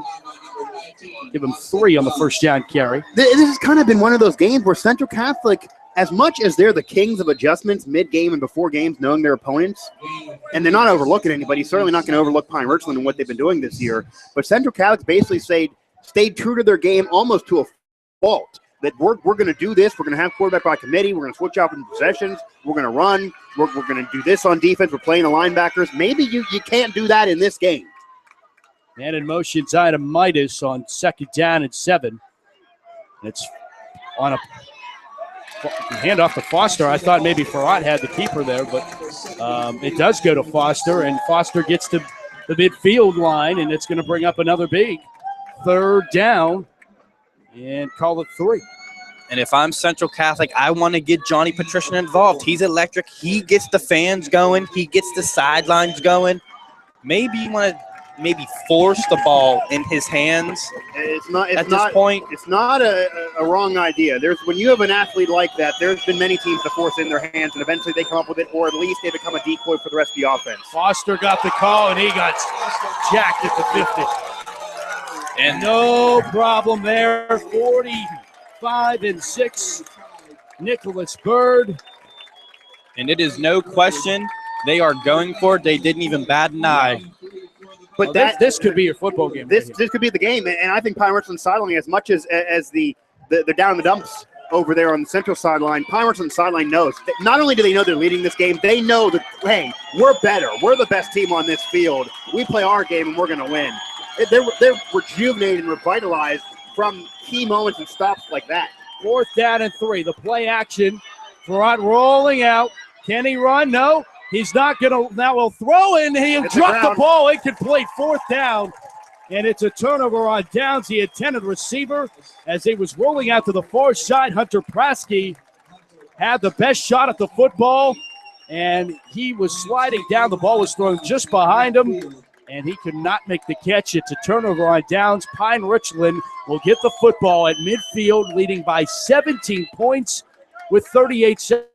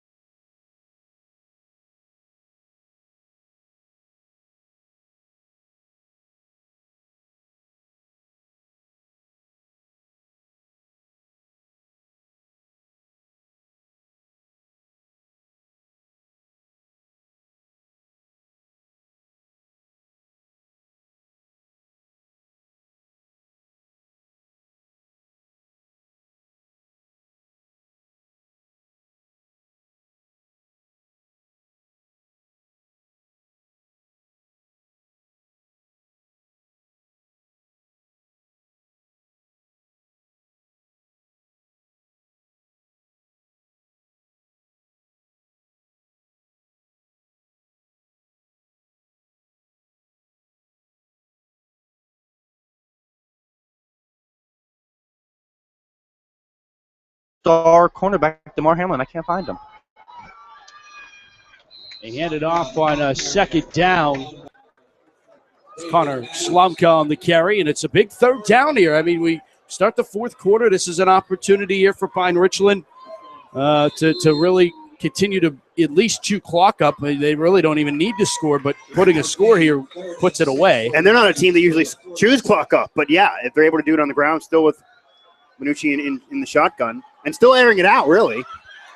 And they did on third down. Down the far sideline and trying to hook up for Murhut, and it goes incomplete. It will be fourth down, and big fourth down too. And Patrician again, all over them. He is one of the few that has yet to be beat by a Pine-Richland receiver. I mean, not one of the few. He's the only. Yeah, Johnny Patrician true. is basically the only member of Central Catholic secondary that's been able to win one-on-one battles against wide receivers for Pine-Richland, and that was the smack talk all season long. Those wide receiver Pine-Richland and the athletes would get over Central Catholic secondary. They've done so tonight. And that shows why he has 32 offers after a Ben DiNucci pooch punt that goes down to the Vikings 29. Yeah, and it could have been worse, too, because it was barely moving and almost tipped in the middle of the punt. Yeah. Very low sailing punt. So 11:21 to play in regulation. Welcome all of you tuning in across not only WPIAL, but the state and the country. And the country. When it's a Max Preps top 10 guy in the country, we're going to get more than just Pennsylvania, or else I'll be disappointed. We also get more on every other game because we have some Central fans in Florida. Yep. Of course, Central Catholic alumni base. They span the country. I know there is a guy in Ireland who is streaming it right now as we speak. Yeah, and you can find this game archived for all eternity at champsportsnetwork.com. You can go there from at champsportsnet on Twitter and champsportsnetwork on Facebook. They operate as Farrat gets the snap and design play to go to him, and he gets bottled up in the backfield. This is going to lose at least 5 back to the 24-yard line. I'm sorry, but I don't think Gunnar Farrat is the person to be running that play with. If you want to run a quarterback sweep, put in John Patrician at quarterback and let him keep it. I mean, how many touches does he have? 4 touches? I'm sorry. I don't know why Gunnar Farrat has been playing as much as he had. And it's not necessarily a criticism of Gunnar Farrat, but this is a game where you're down 17 points. Mike Navarro knows these wide receivers. There's been incompletion and overthrown balls from Gunnar Farrat. They both have the legs. They both can run. They both can run single offenses. And Michael Navarro runs the Central Catholic offense better. Shotgun formation, side car to the right. Man in motion's Adamitis. 10:30 to play in regulation. Pine-Richland by 17. Play action. Farrat, here comes the pressure. Got it tipped up into the air and incomplete, nearly intercepted. Oh, Farrat playing defensive back there. And that was a play and a half by Farrat there. If he doesn't make that play, oh boy, is Central in trouble. That's one of those More backyard gunslinger plays where it's a no-go-go, where you're kind of no, but yeah, you need him to make some type of play, and he uses his ability there. Kind of bails them out. But now, now you it's have a third and long. and 14. Another one of those third and long, but unlike most of the season for the Central Catholic offense, which is able to bring you the West Coast offense and be slow, they've had a lot of third down and longs. That offense does not want third down and longs. Central Catholic has had so many third down and longs this game, strangling themselves on offense. I was told by Central, when in doubt, throw it up to John Patrician. We might be seeing it here. Play action to Foster. No, they gave it off to Foster on third down and forever, and Foster fighting his way forward up to the 35-yard line. Going to make this a manageable fourth down. That is a tough 9 yards by Foster, refusing to go down for 6 of those yards. You give him a round of applause for how he's played in this game, but that's another handoff to Foster on a third down and long. They've done that twice in this fourth quarter. And if they're claiming that Gunnar Farrat has a bit more of an arm strength than Michael Navarro, show me why. I want to see him throw the football. If Johnny Patrician's double covered, maybe he'll jump up there at the highest point and still catch it, or Graham Adamitis can bail you out for a first down one with the yak yards. Fourth down, they just took Patrician out of the game. Handoff. I just don't get that. And here's Farrat running for his life right now, and he's sacked in the backfield. It was 18, Joe Lieberman. And they went heavy left. They put all their big guys. They took John Patrician out, brought in another tight end, put him also left. They were running a power to the left, and Gunnar Farrat bobbled the snap, picked it up, and ran right because that's where the ball bobbled when it was on the ground. He picked it up and ran it right, and to no avail.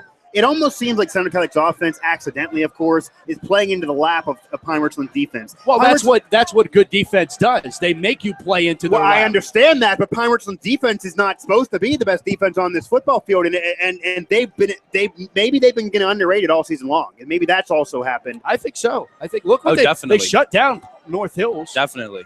But there are also ways that you could try to scheme and get around it. You can't just say, well, hey, we're playing. They're being underrated, so we're going to lose this game. Maybe you got to throw more of the football than you normally do. Maybe you got to on third down and long because you're able to go against Shaler and get 20 yards on a handoff to Foster. Does not mean you're going to do it against Pine-Richland. Maybe you need to use more of your athletes and maybe open up the playbook in this game, if not any other game. Right. There was a penalty for an unsportsmanlike conduct. And it moves them back 15, but Pine-Richland remains with the football. So. And Pine-Richland getting a little now arrogant. They kind of know that it's getting close to them getting this game sewn up with a 17-point lead, 9 minutes remaining here in the fourth.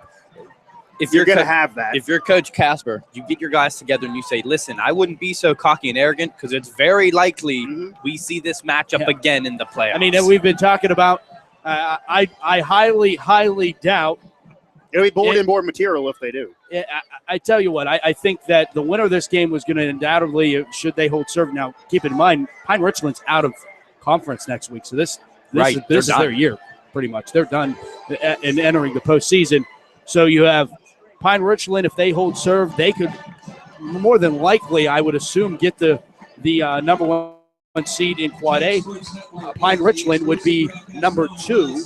And they would, I guarantee you, they do not put Central. Or that's what I meant. Yeah. Pine-Richland 1, Central 2, and there's no way they get put on the same side of the bracket. I don't see it happening. And I think it's clear tonight that from the body of work and what everybody has shown, that these two are the two best teams with maybe a Woodland Hills. I still think though it's distant third. It's Pine-Richland 1, Central 2, and then I still think there's a drop off between 3 and 4. I disagree. Who's the only team that played both of these teams all the way to the fourth quarter and came up short? North Hills. North Allegheny. Oh, North Allegheny. So North Allegheny, who's lesser than they used to be, but you're still putting them up there? Remember, Pine-Richland barely beat them in overtime on that long third down and if it wasn't for a Hail Mary pass at halftime, right against Central. Right. North Allegheny played both of these teams right down to the wire.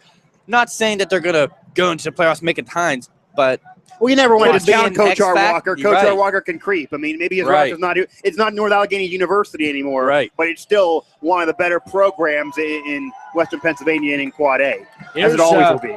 First down, Pine-Richland trying to put it away. They up 17, 9:28 to play in regulation, led by 10. And while we have seen this one before, Central defense jumping, and they've jumped.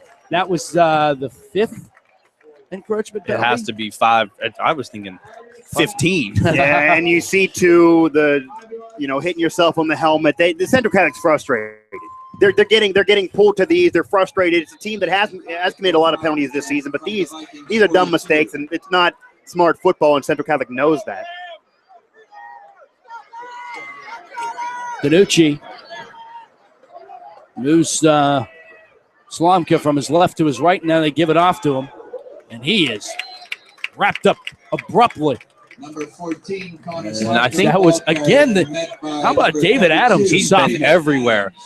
Central's defensive coordinator hit me up this week. He said, have you seen David Adams' film? I said, yeah, he's a beast. He said, I'm telling you, he will be the best linebacker to ever come out of Central Catholic, and he is showing it tonight. He is dominating. That is saying something else, too. Yep. Almost jumped again. And Pine-Richland sideline is saying they did. You know what? I'm right on the ball here. I think they did jump there. They jumped. I'm right next to you, so we have the same vision. But was it?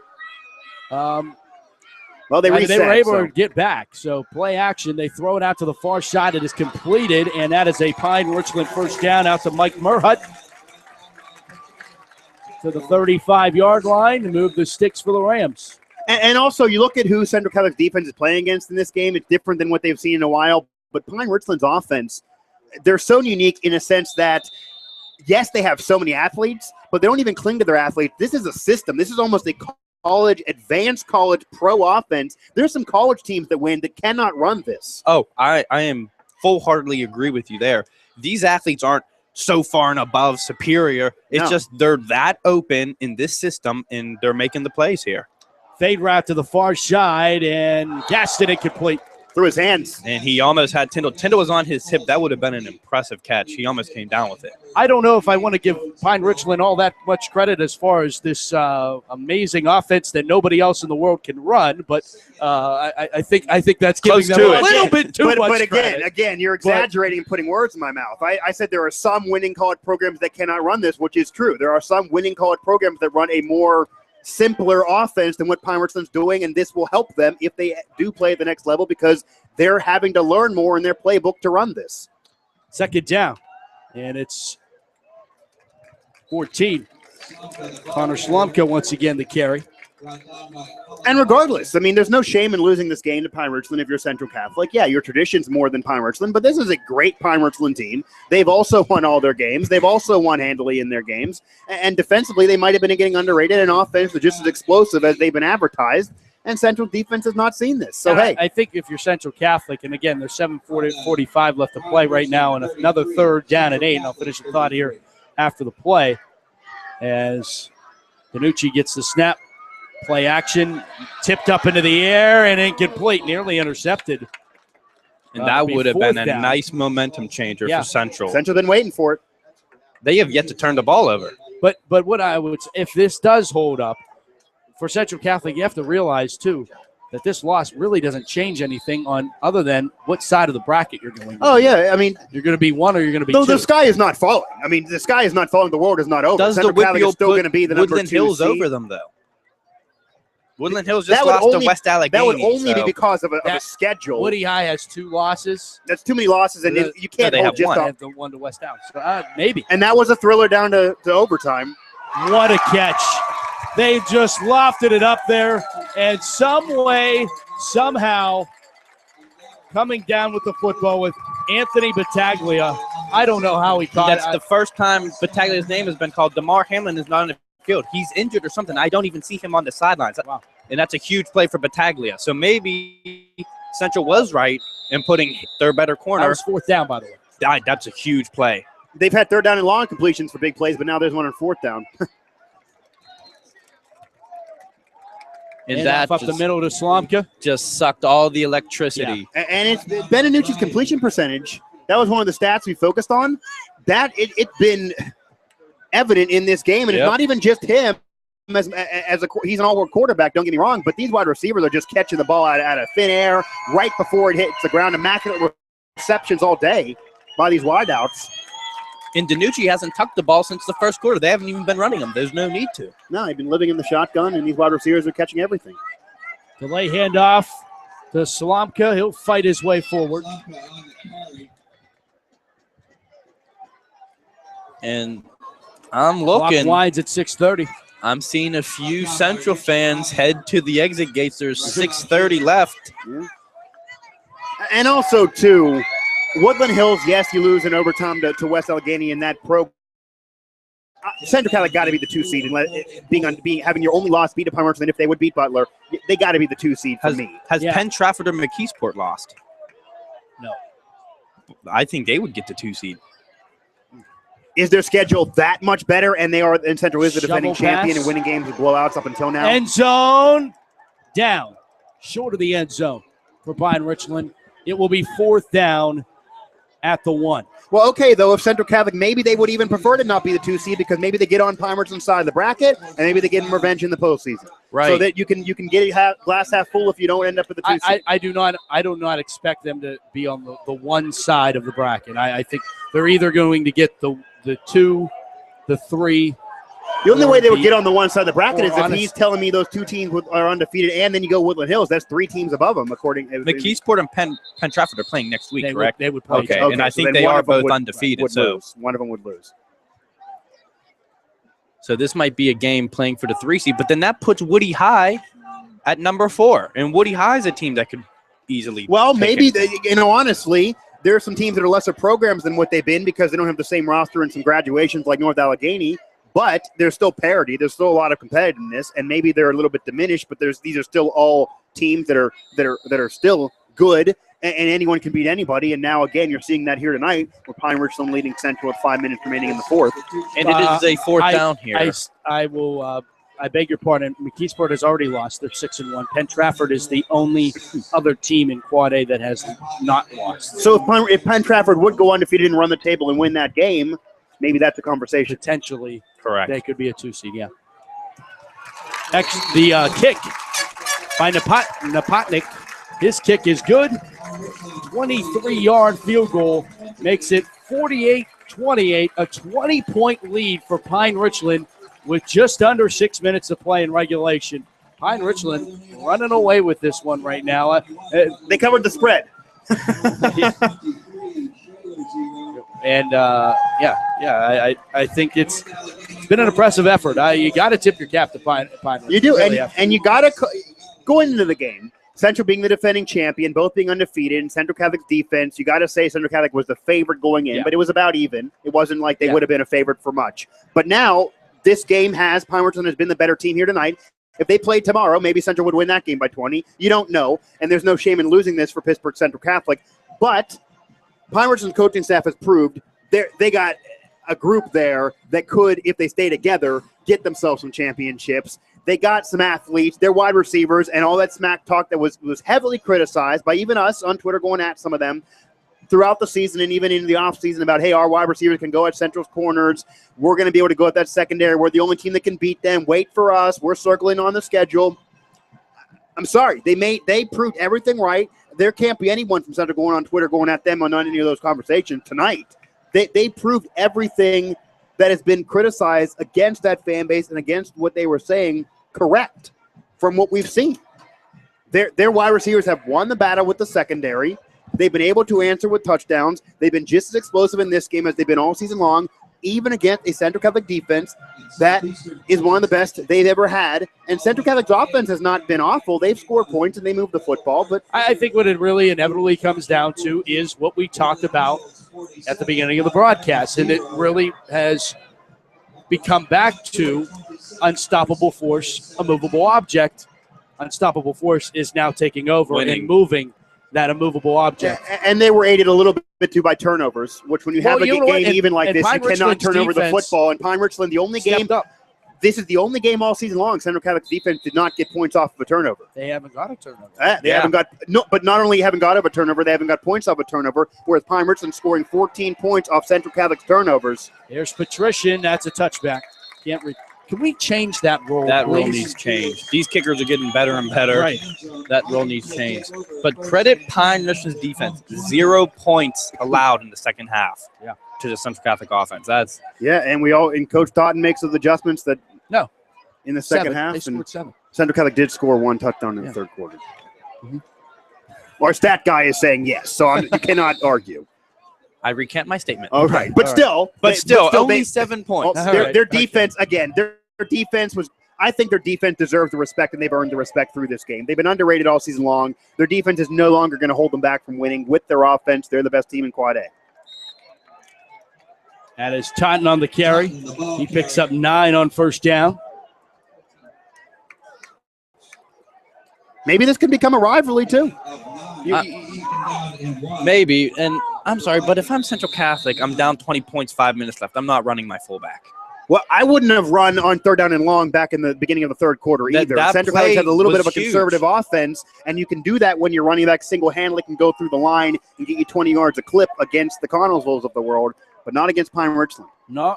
Navarro back in a quarterback. Low snap. He handles it. Going to let it fly down the far sideline, and it is incomplete. Great coverage by Gaston on the play.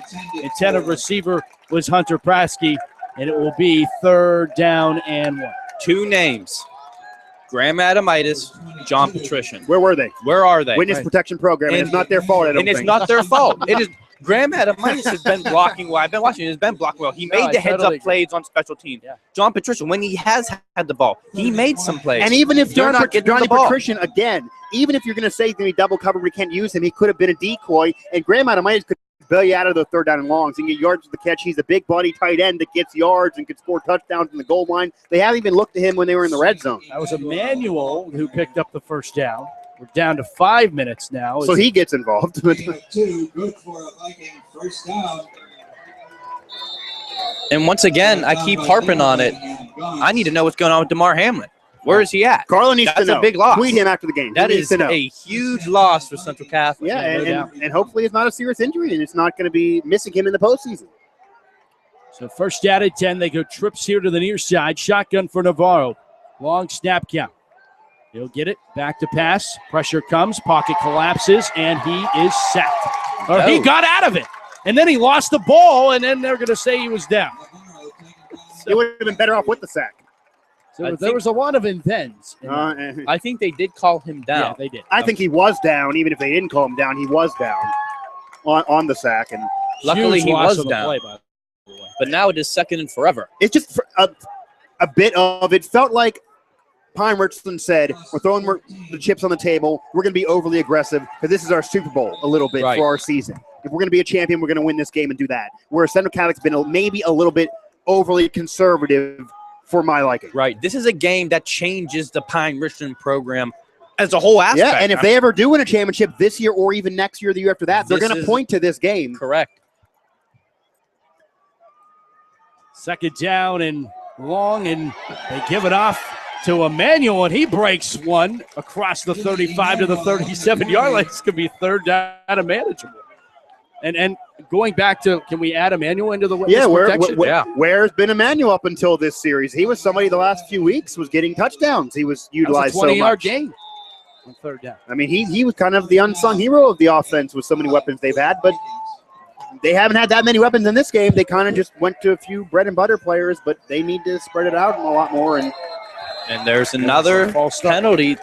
That has to be 60 yards in false start penalties, easily. Do we have the numbers? They are adding them up. Get back to you. We use a calculator. We use like technology and advanced calculator as the students do at Pittsburgh Central Catholic. Got to have a scientific calculator to go. TI-84. TI-84 plus. Plus, correct. The graphing one.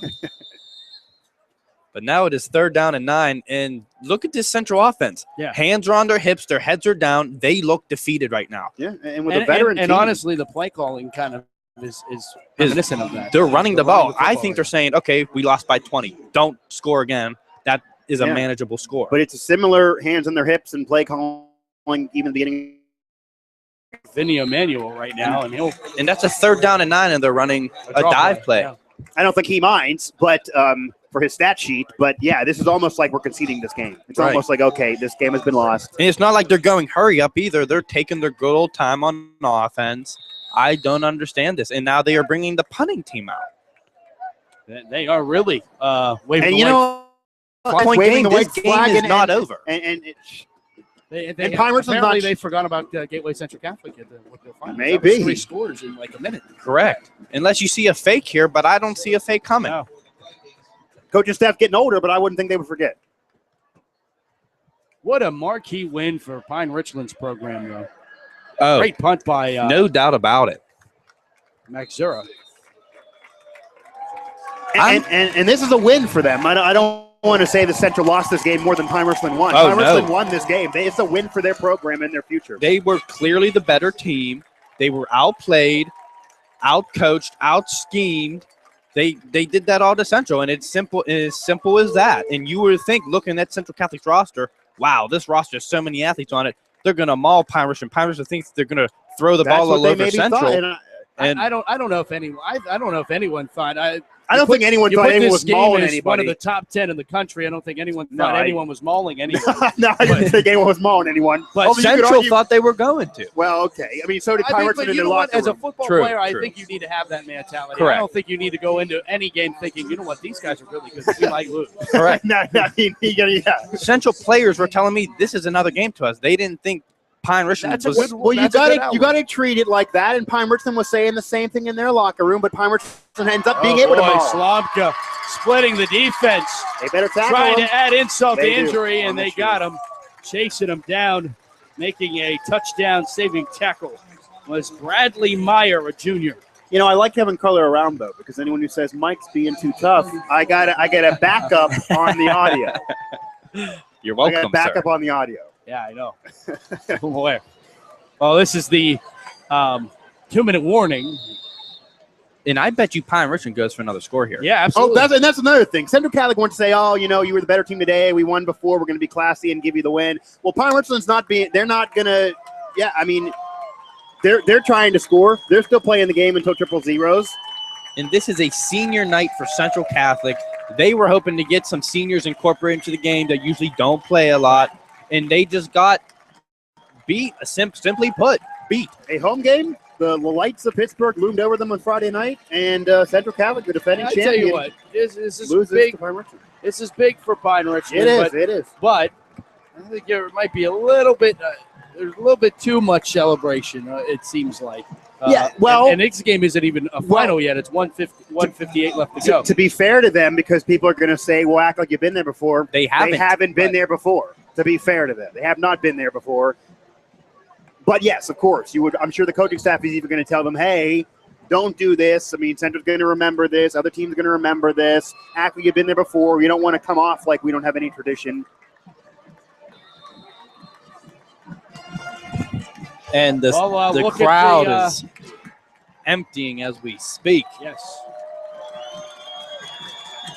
I'd like to see Pine-Richland run out the rest of this. But Slomka gets the call and no gain on the play. Danucci's hands in the air there. And the coach's hands are in the air. I think they want to call. I'm not sure. Did he get a face mask of some sort or something? And they are beginning to celebrate more and more. Jumping up and down. Oh, they earned it and deserved it. They big did earn plays, it. and they capitalized on turnovers, and they were the better team.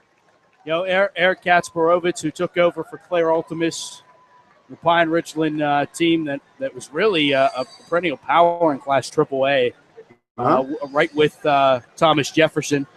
I think if Pine-Richland didn't have to run into Thomas Jefferson so many darn times that they probably would have had more championships. And this is great. This is sportsmanship. Go down to one knee and take the 20-point victory formation. And really, that's your favorite play as a quarterback.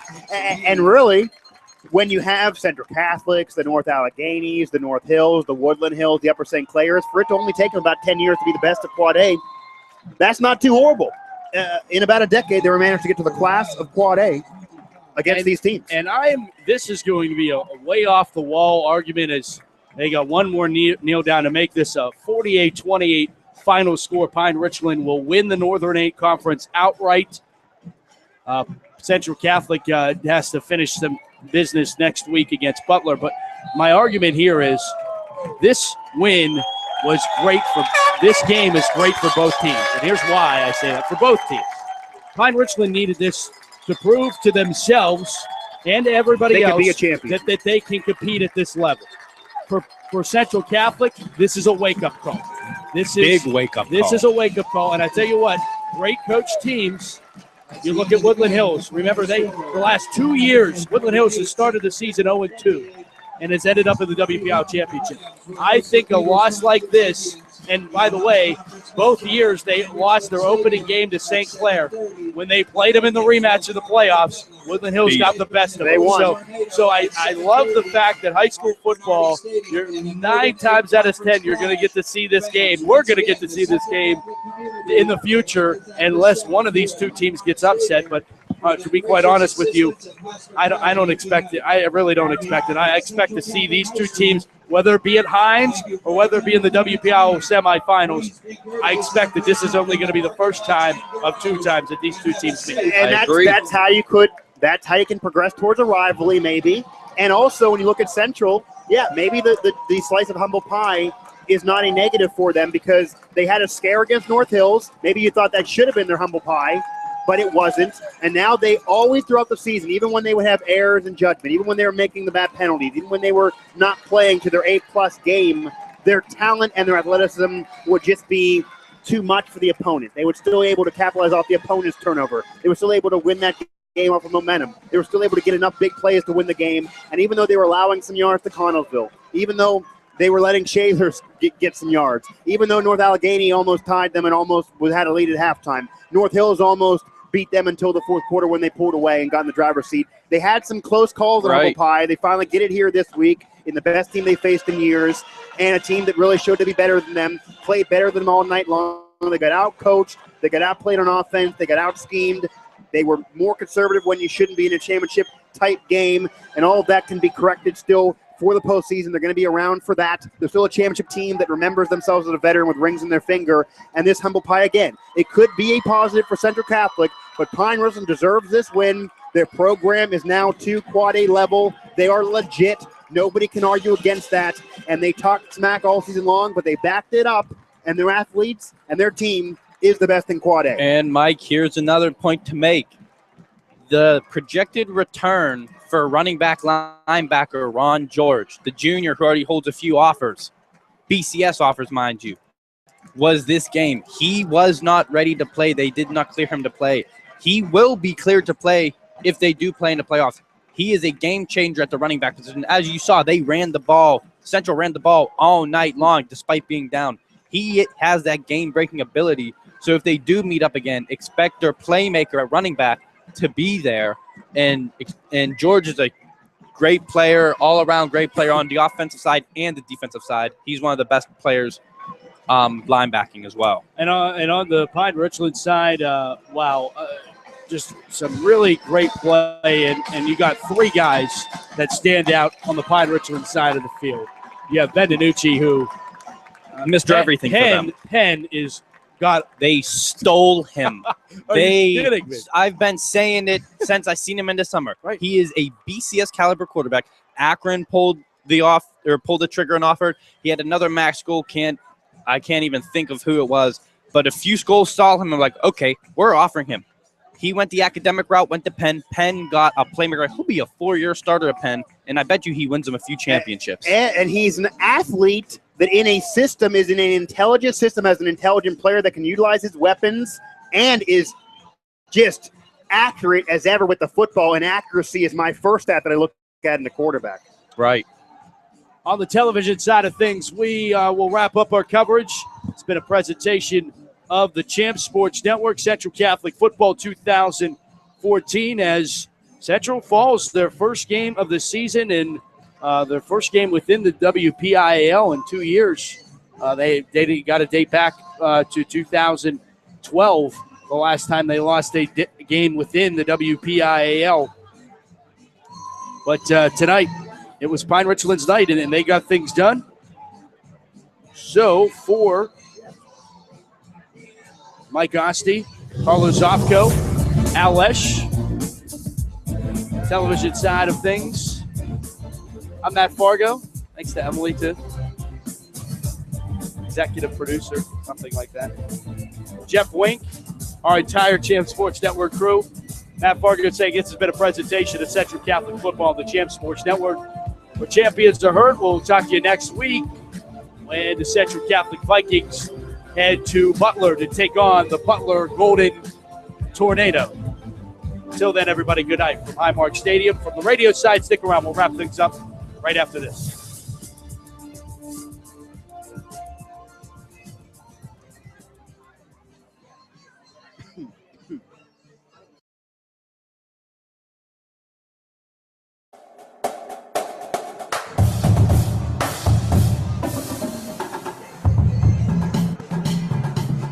We're back to Highmark Stadium on the radio side of things.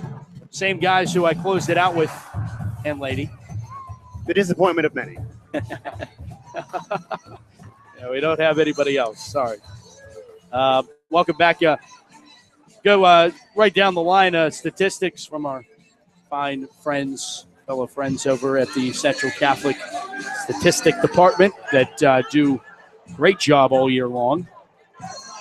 Even in first downs, 14 all. Third down efficiency, Pine-Richland goes 6 of 12, Central 5 of 9. Total rushing yards, Pine-Richland runs the ball 30 times for 133 yards. Central runs the ball 41 times for 290 yards. That is 7.1 yards per times touching the football. Central, obviously, the bread and butter is running the football. There's no secret, but when you get down, it's really hard to do. Passing, Central Catholic, or for Pine-Richland, rather, 29 attempts, 284 yards. So Ben DiNucci completes 19 of his 29, 50% on the night, 284 yards, 2 touchdowns. Quarterback rating, 120. And that's a pretty good rating there. Yeah. Pretty good. In 19 of 29, that's something, that's one of his worst games of the season, and that's saying something. Total yards, Pine-Richland wins the battle 417 to 348. Central took 12 penalties for 75 yards. Pine-Richland just 5 for 40. And they also turned the ball over. Central did, as they lost one fumble and also through an interception, got a fraud through an interception. So 2 turnovers. And by the way, both of those lead to points. Led 14 to points touchdowns. off turnovers. So, sometimes you can look at a stat sheet and not be able to get the full story. You pretty much get the full story. Yeah, and really, when you have 2 teams that are undefeated going into a game, when you have 2 teams that are even, when you're doing the removable force, removable object, and who turns over the football, the team that loses the turnover battle and turns over the football more, when one scores 14 points off those turnovers, usually that's going to be the loser of this game. And for the entire season long, Central Catholic has forced the opponent to turn it over when they've been close. When they've lost momentum, they snatch momentum back. We've been calling games where Central Catholic loses momentum at a time. You're getting nervous, and all of a sudden the opponent would turn it over, and it was really on the opponent to just make a stupid mistake by turning over that football. Connellsville turned it over 4 times in their first 4 series of the first half.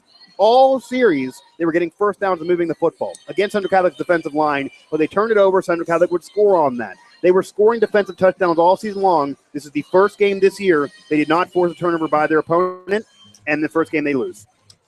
Grant Foster, 21 carries, 156 yards on the night, by the way. So. And Grant played a great game. He did. And it's not saying Central couldn't win by running the football. They ran the ball great, but you need to score literally every single series against a team like Pine-Richland where this offense is scoring at will. And I think that even though he had 156, and even though he played great, and he proved that you can move the football and score on the running game, which is what they do, you got to adjust, and you got to be different when you're trailing. Central Catholic is not used to be trailing in the fourth quarter. You can use him if you're up, and you can play par and beat Tiger Woods in the early 2000s and hold a lead better than anybody. But if you're trailing 17 points and you're giving him the rock, and yes, he might give you a first down here or there, but not every run's going to be for 20 yards. Those third down and longs, you're handing it off to him. They should have been a pass attempt. Yes, the defense might know it's going to be a pass attempt, but your defense is supposed to be better than theirs, and if they can pass against you, why can't you pass against them with those weapons? I would have wanted to see more of Johnny Patrician on those third down and longs, maybe let him do something with athleticism, jumping up for the football. Graham Adamitis even maybe more so with his muscle for those third down and longs, and just maybe more aggressive play calling from the offense, a bit too conservative for me from Coach Totten on offense. And even it was mostly Central Catholic football, but maybe you can't do that only against a team like Pine-Richland as so explosive as you perfectly put it. And you can even say you maybe wanted to see DeMar Hamlin touch the ball. He had 1 touch for 47 yards and a touchdown. I'd put him all out there because even if they're not all going to catch the football and some's going to be double covered, and that means somebody else will be left wide open, even if they're not an all-star who's being left wide open, still try them. Right. Let them get open space for the other lesser-used weapons on this offense, and maybe somebody else can be the 100-yard wide receiver for you, but still put him on the field and let him be the decoy at the very least rather than let him sit on the bench when you know you're the best athlete on the field. Doesn't make sense to me. I did not understand what Central was trying to do. They were down 20, still grounding and pounding the rock. I'm guessing in the coaching staff's head, you know what? They were thinking, you know what? We're going to rely on our defense because I still believe in our defense. That's supposedly the best in the state. And we're going to run the ball. We're going to score. And then our defense is going to hold them. And really, they just ran the ball. They didn't score in the second half besides for 7 points early. And the defense didn't even hold them. Yeah. All right, Matt, close us out. You can press in 2 alums. I was enjoying the return of the Mike and Carlo show. A little bit of a rant there. A little bit. No problem. No worries. My voice is tired. That's what I do. No. Ranting is what I do. No. I got to give the people. I got to give the people the radio gold ranting. Give the people what they want. Give the people what they want. I think what they want is us to end this broadcast. I think that's what now we will continue to give them what they want. All right. Final score once again: Pine-Richland 48, Central Catholic 28. We will talk to you. Someone's going to talk to you from Butler. Who knows who? And Central will take on the Gordon Tornado. We also have our high school football game of the week. It returns next week, check our site, which will be new and improved in just a few weeks. So JJ Constantino going to go off the background. He has him and Javon Henry have been there for a while. The single person record. I would imagine the two of them tied. Absolutely. So. All right. Once again, for Jeff Wink, Al Lesh, Mike Oste, Carlos Zofko, Emily Tumpa, I'm Matt Fargo saying this has been a presentation of the Champ Sports Network, where champions are heard. Good night, everybody, from Highmark Stadium.